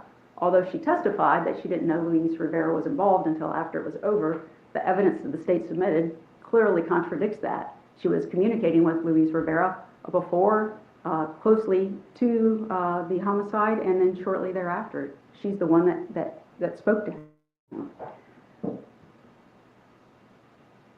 She was sentenced on the first-degree murder to life in prison, and on the solicitation and conspiracy, she was sentenced to an additional 30 years. It was run consecutive. Again, the same sentence that they're asking for on Mrs. Adelson is the sentence that this woman who heard the request for a homicide, found the person to commit the homicide, stayed in communication with both of the individuals who are responsible for killing Danny Markel. No, she has jail daughters. Followed up with them and provided payment to them, and then took payment back from them for her to keep for herself. She was also paid in this. She participated, knew it was happening. They had proof that she knew it was happening. That was submitted to the court. All of that evidence clearly distinguishable from the conduct that they presented in evidence about what Donna Adelson did. Charlie Adelson, according to the testimony in this trial and his own, Charlie Adelson wanted Danny Markel dead. So on his close or very first date with Catherine Magbanawah, he asks her out in public at Halloween, some Halloween function, hey, do you know anybody who could get somebody killed? According to her testimony, she followed through with that. With Charlie Adelson, never with Donna Adelson, never communicated with her in any way about this. She worked then, if that's what happened and that's what's been testified to, she worked with Charlie Adelson from October of 2013 until Danny Markel was brutally killed in July of 2014. That entire period, and there's evidence, she admitted to most of it, to her conduct, and there's evidence that was presented in this trial and Charlie's that that's what happened. They made this plan, and that his stapled money was used to pay the killers in this case some $130,000 in cash that was divided up amongst Sigfredo Garcia. Sorry, my mouth is getting dry. Excuse me. Go ahead.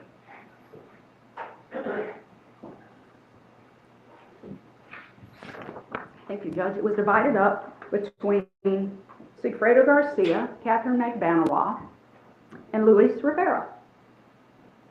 She then stayed in contact with Charlie Adelson.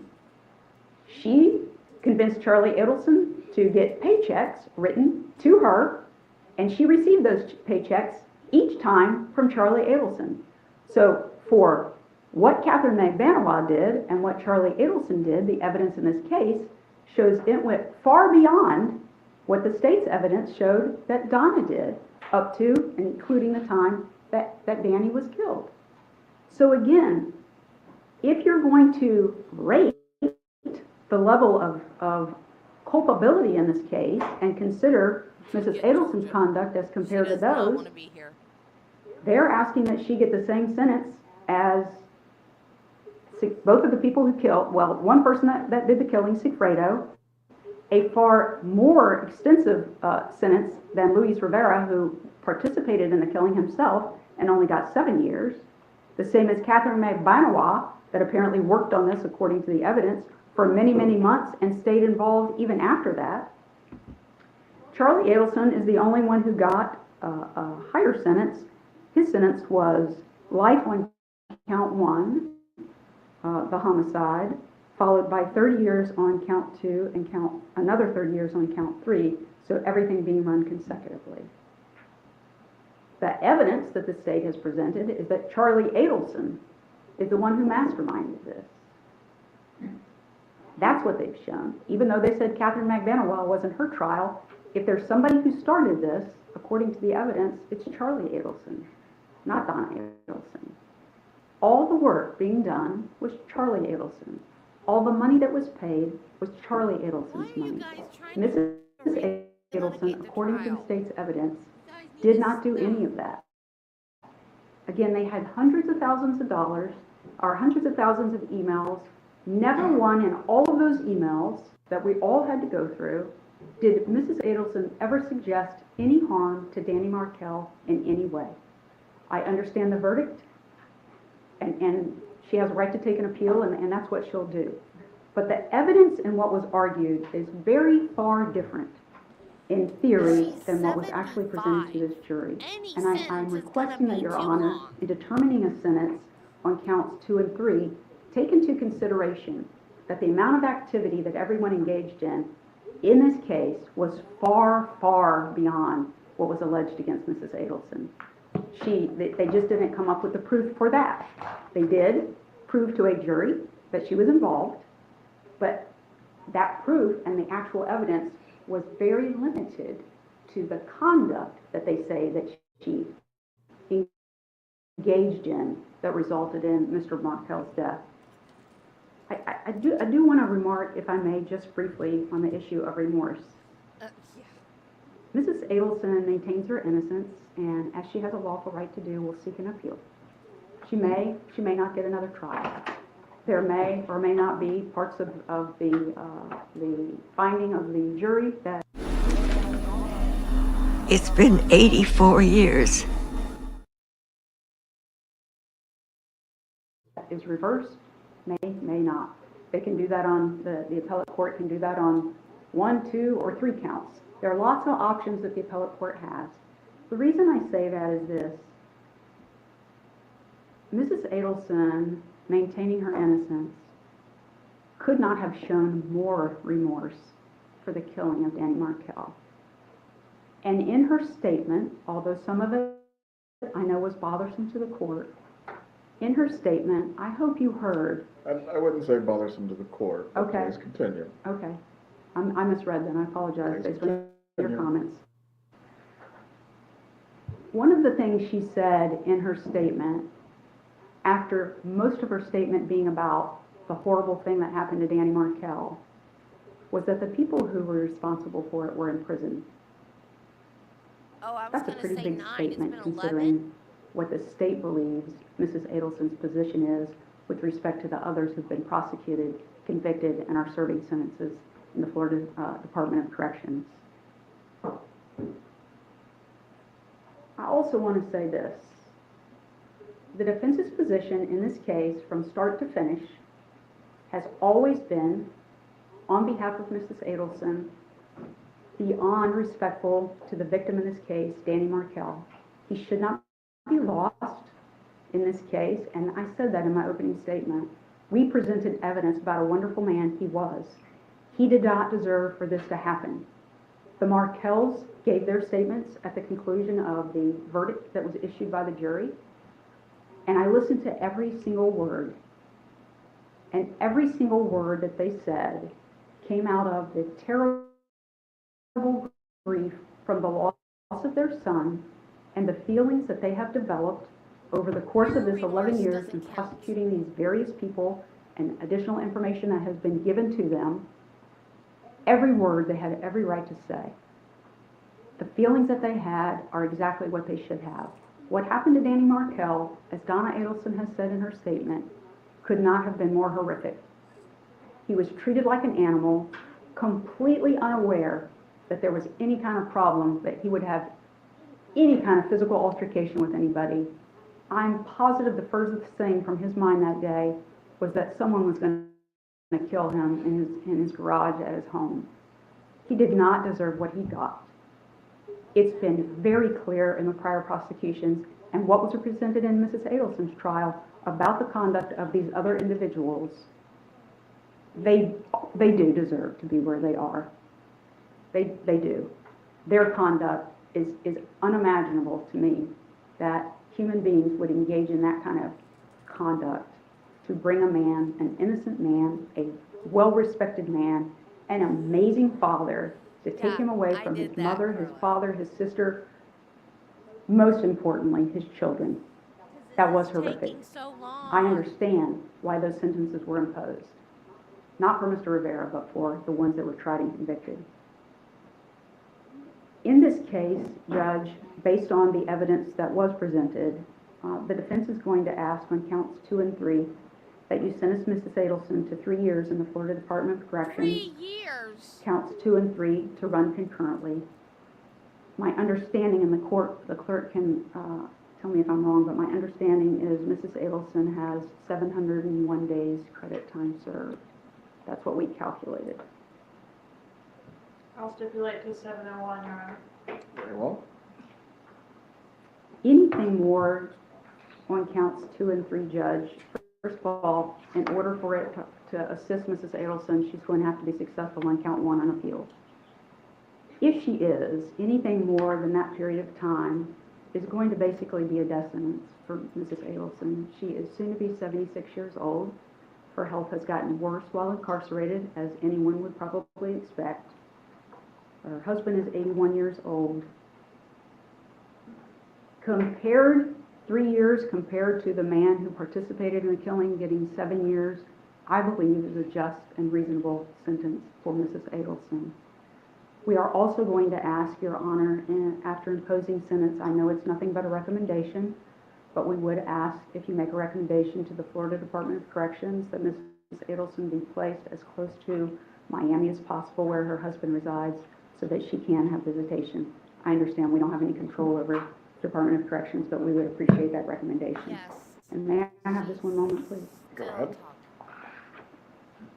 While she's doing that, Judge, I would ask that Ms. Adelson not be held Carla, I with Ms. played it. McDaniel, or at least have a separation, if you could recommend that.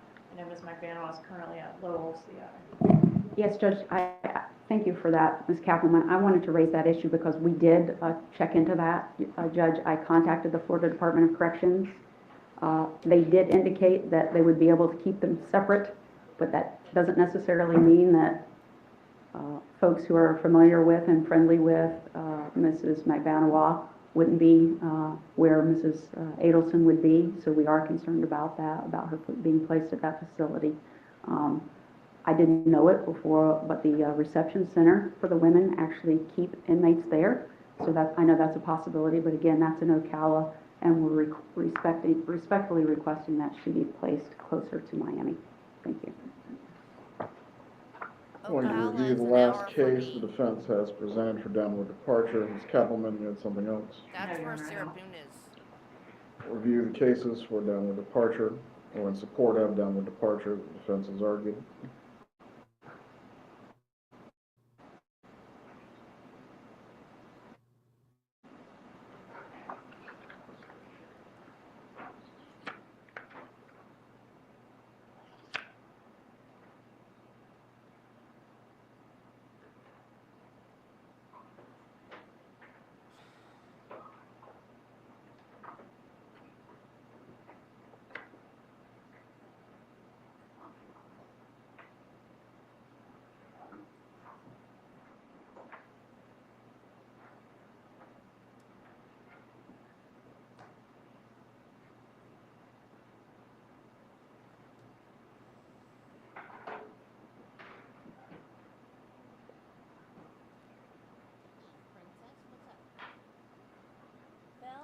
And Shadow were just sitting in the living room staring at each other like they were having a meeting or something.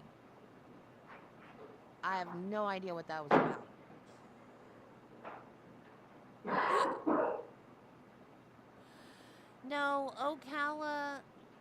a small town, but it's not really the boonies.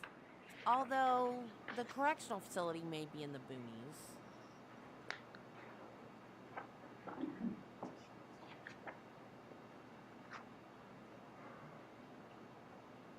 It's not as small as where I live.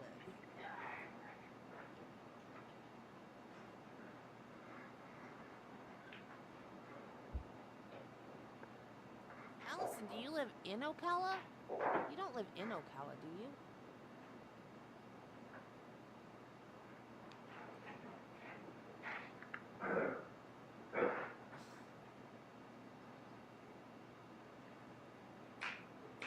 Spike wasn't in it. Spike hates Belle now.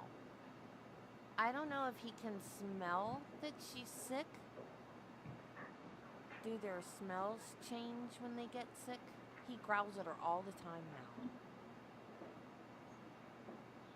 Yep, horse capital.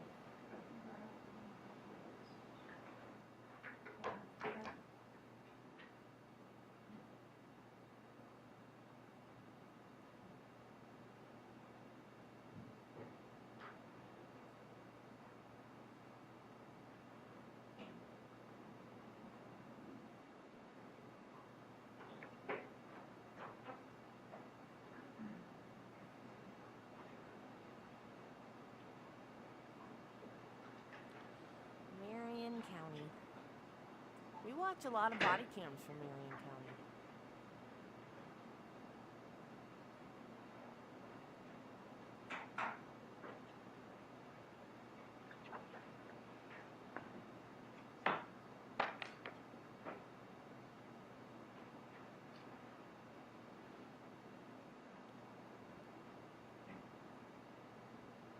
What county is that? I thought Beverly Hills was south. Marnie.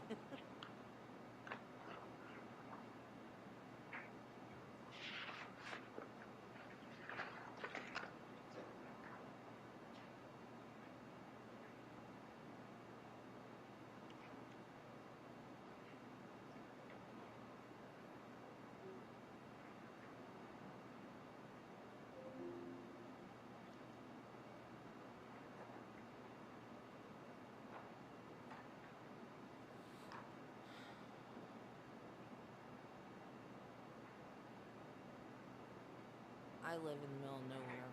I hate where I live. Although the way things are going, I kind of like that I live out in the middle of nowhere and nobody can find me.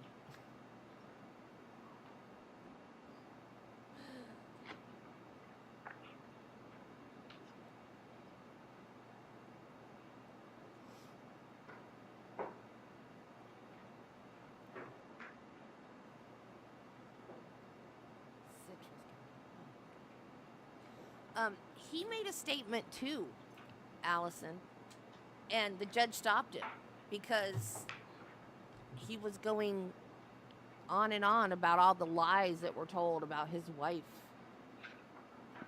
Oh, okay. Well, that's farther north than I thought it was. I don't know why I thought Beverly Hills was South Florida.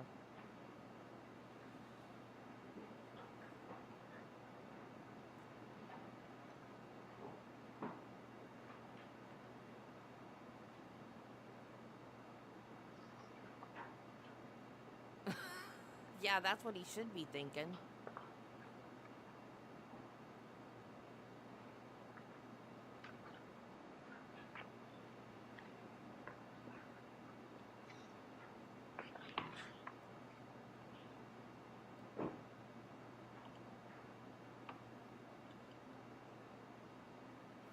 No, Beverly Hills, Florida. I don't know why. Which came first? I guess the Florida Beverly Hills and the Florida Orange County would have had to come first, right? California's copying us, not the other way around. We were here first.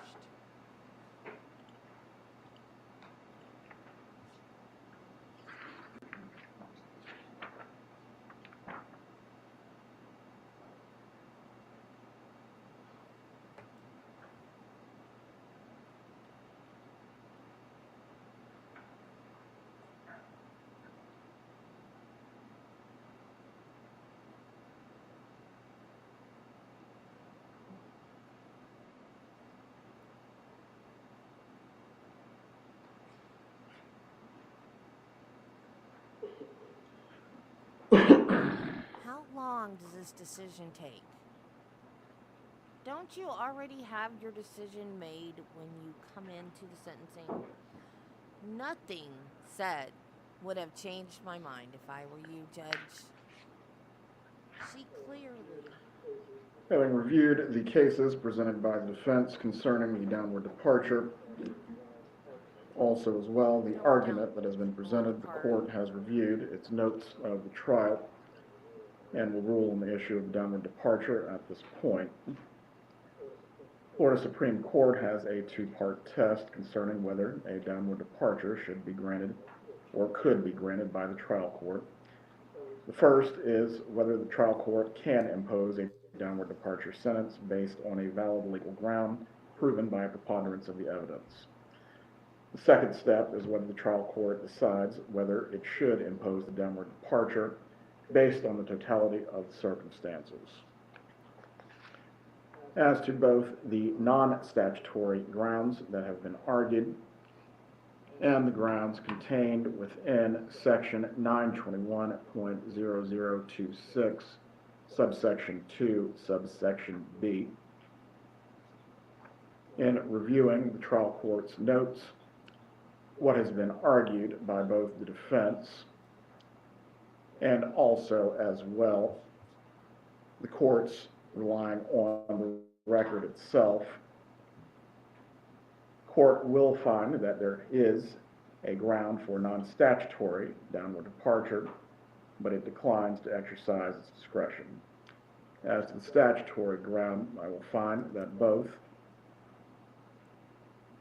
the defendant was an accomplice to the offense and a relative minor participant in the criminal conduct. We'll find that has not been proven, but in addition to, the court would still decline to exercise its discretion. As to the sentence in this matter, Ms. Adelson, please rise.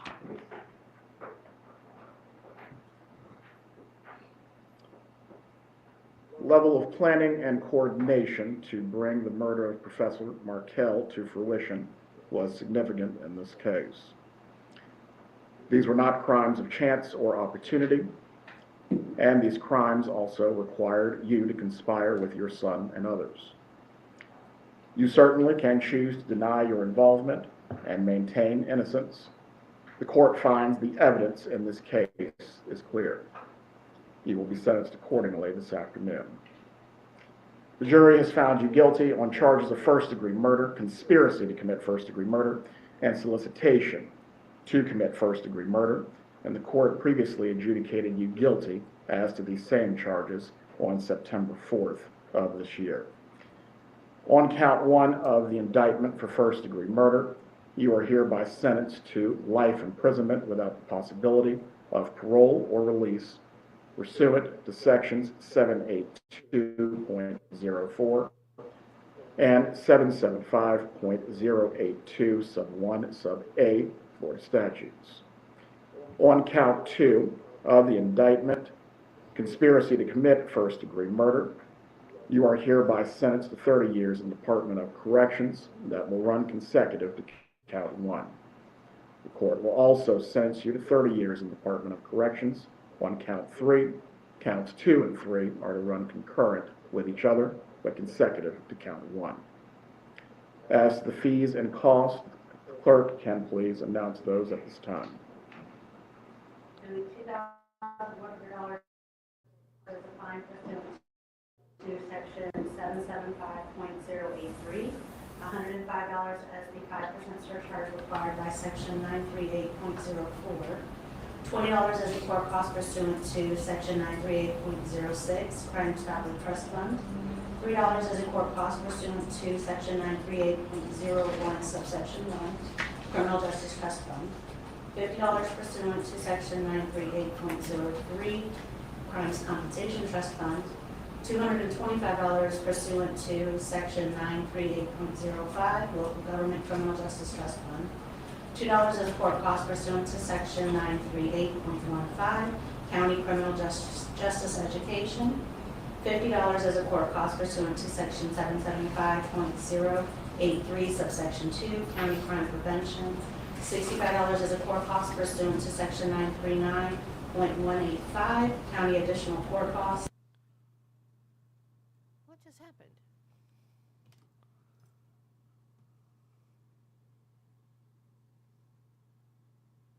Oh. Are you kidding me? Why did they cut the feed?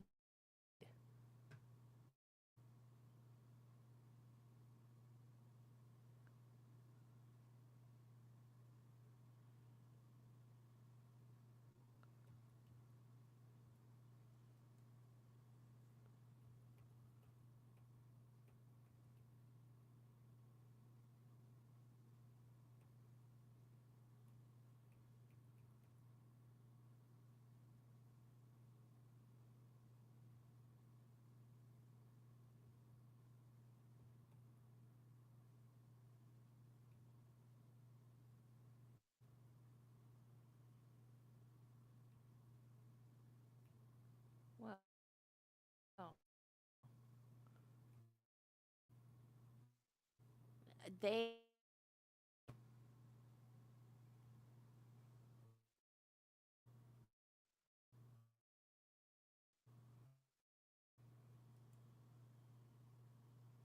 is anybody else showing it?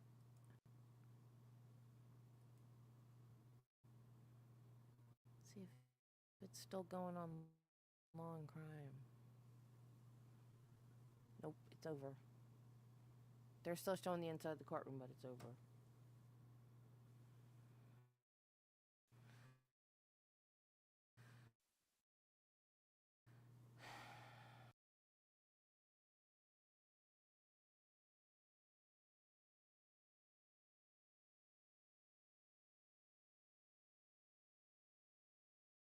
Yay!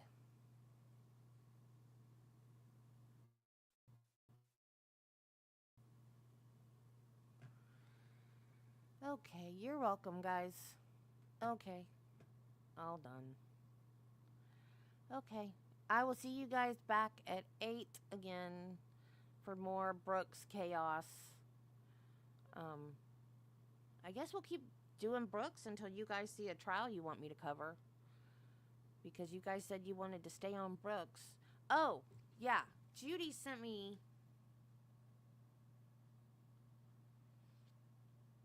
What were they calling that, Judy? The preppy house party whatever? What was that?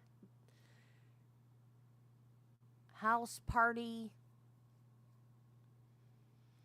The knife fight thing with the kids at a house party.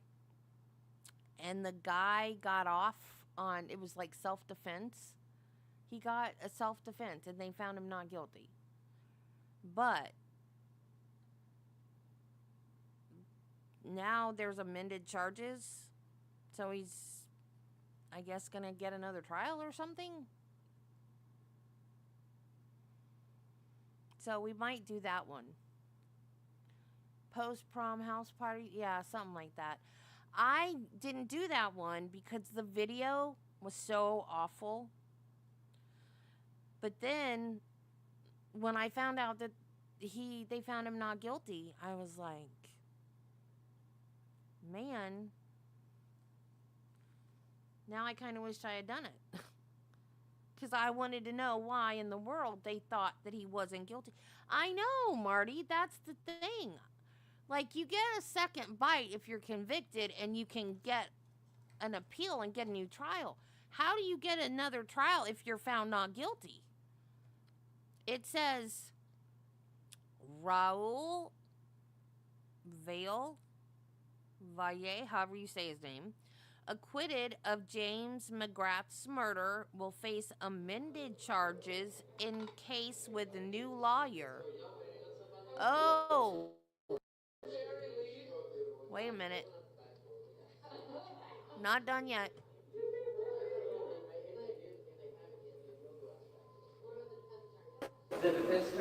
I've already marked the store, so they're going to be asking the box. Where is the back door, though?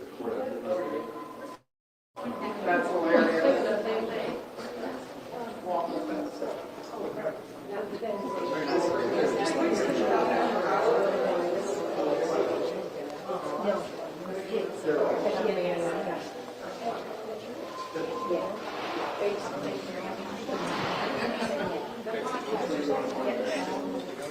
whole thing, so we can't.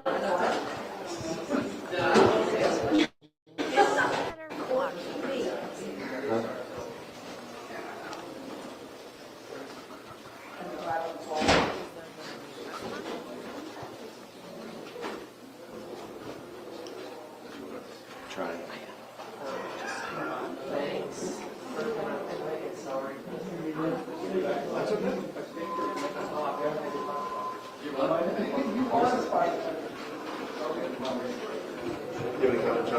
Not right now. We're going to issue a press release. Okay. Yes. I'll be safe back going back.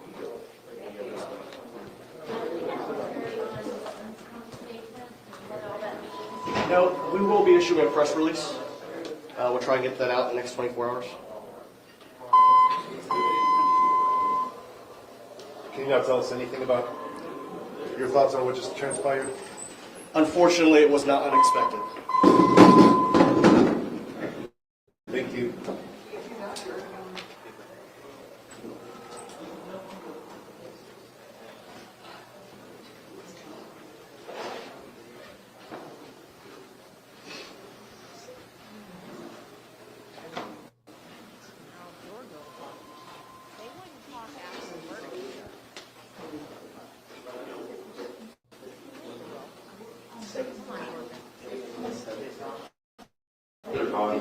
Unless you want to like interview for TV, that's the only other people that's in the courtroom.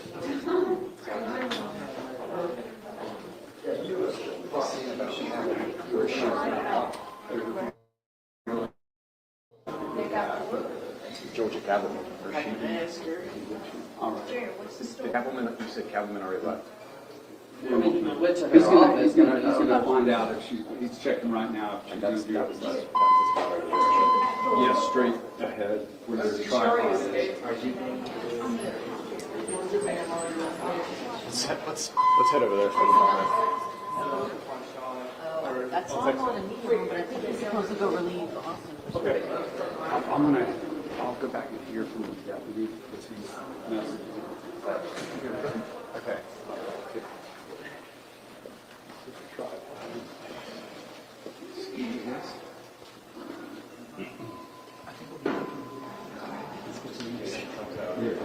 I'm going to put that. Should probably be right there. You want me to put this on the cooler? No, I got a whole thing. That way you can see it there.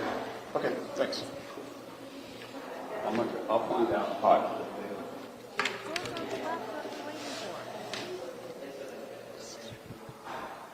I gotta go cook dinner.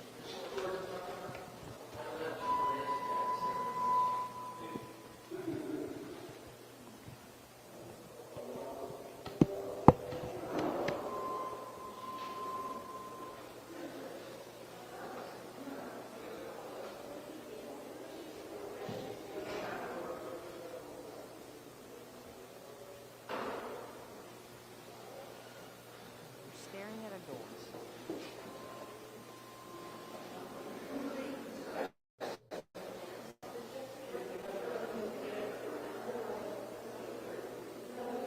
I said I have to go make dinner. Did I say make or fix?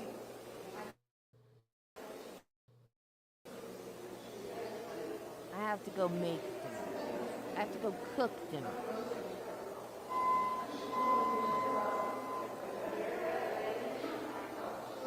But instead, I'm sitting here staring at a door.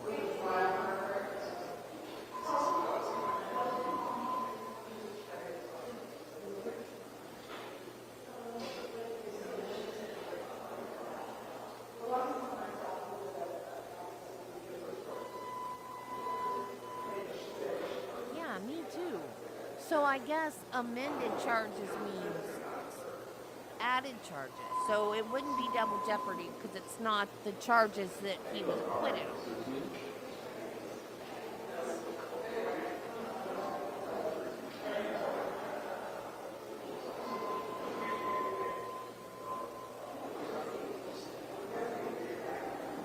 So it's not going to be murder charges.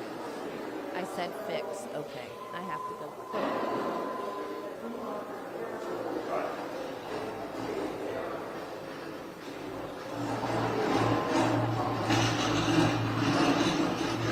I'm FOMO, so that's why we're staring at a door.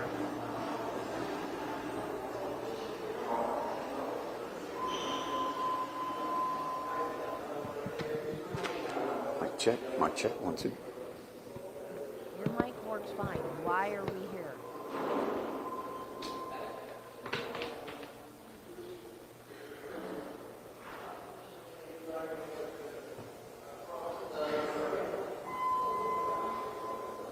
But he killed a guy. What else is going to be worth calling him back into court for?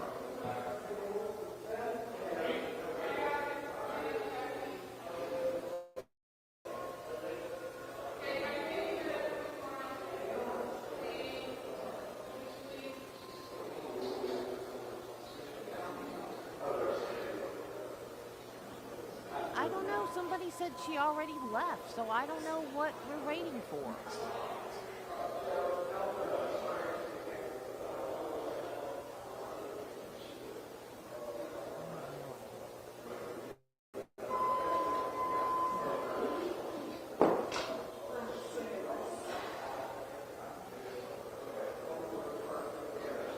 I don't know. You guys don't have to stay.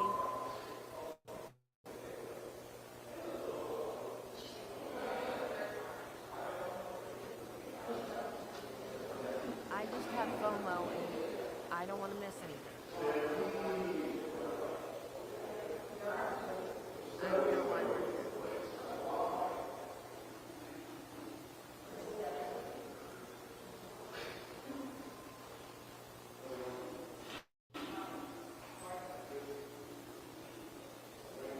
I don't know why. I have no idea. Guess law and crime thinks something's going to happen, so they're waiting.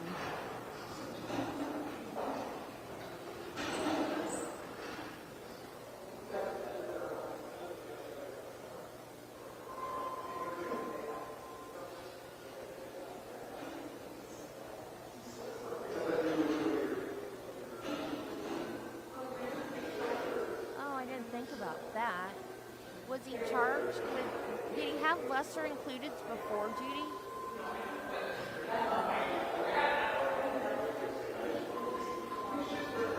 Oh, okay, manslaughter.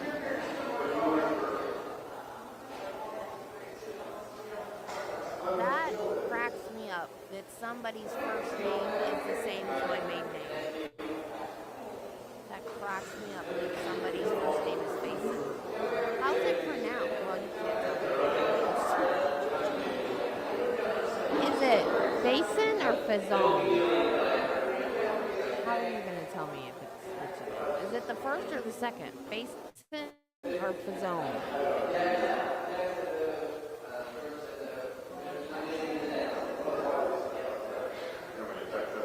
That is so weird. My last name is somebody's first name.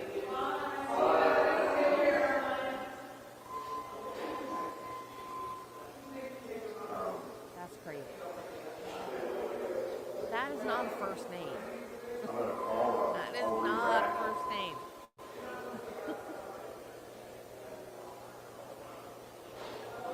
It means pheasant farmer in French. It is not a first name. Okay, so Well, I haven't got one but put it before you got out there. manslaughter. I mean, Yeah. I figured they probably want He needs some. Okay, I guess they figured out nothing's gonna happen. Okay. No. They just switched to a different door. Yes, she got life plus 30 years, plus 30 years, but I think the two 30 years are concurrent, not consecutive, but it's after the life. So she's never getting out. Because life is life in Florida.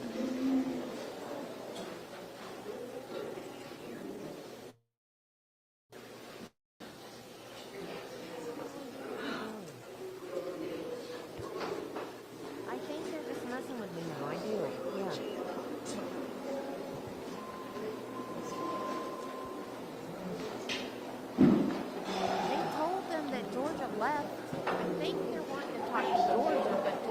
badly, according to somebody.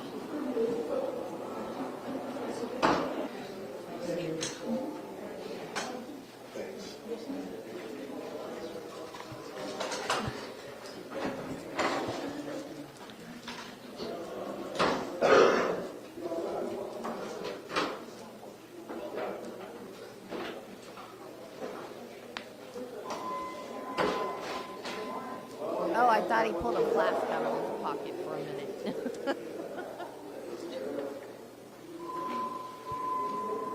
Right. Consecutive to life for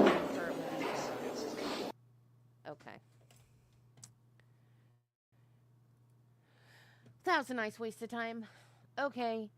So I will. I mean, that's what it's supposed yeah, to be. Like, loud. So we'll be okay. Why are you at Epcot today? You're not supposed to be at Epcot. You're supposed to be at Magic Kingdom. Okay, anyway. I will see you in the morning at 8 for more Brooks shenanigans and the rest of his cross-examination on that poor young girl that saw her friends get hit.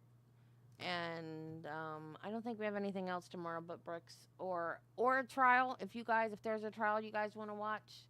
I don't know what to do anymore because you guys like Brooks so much you don't want to watch anything else that's happening. So I'm here for you guys. Whatever you want to watch, whatever trial you want to watch, let me know. So I got to go cook for my hubby. So I will see you guys in the morning at 8.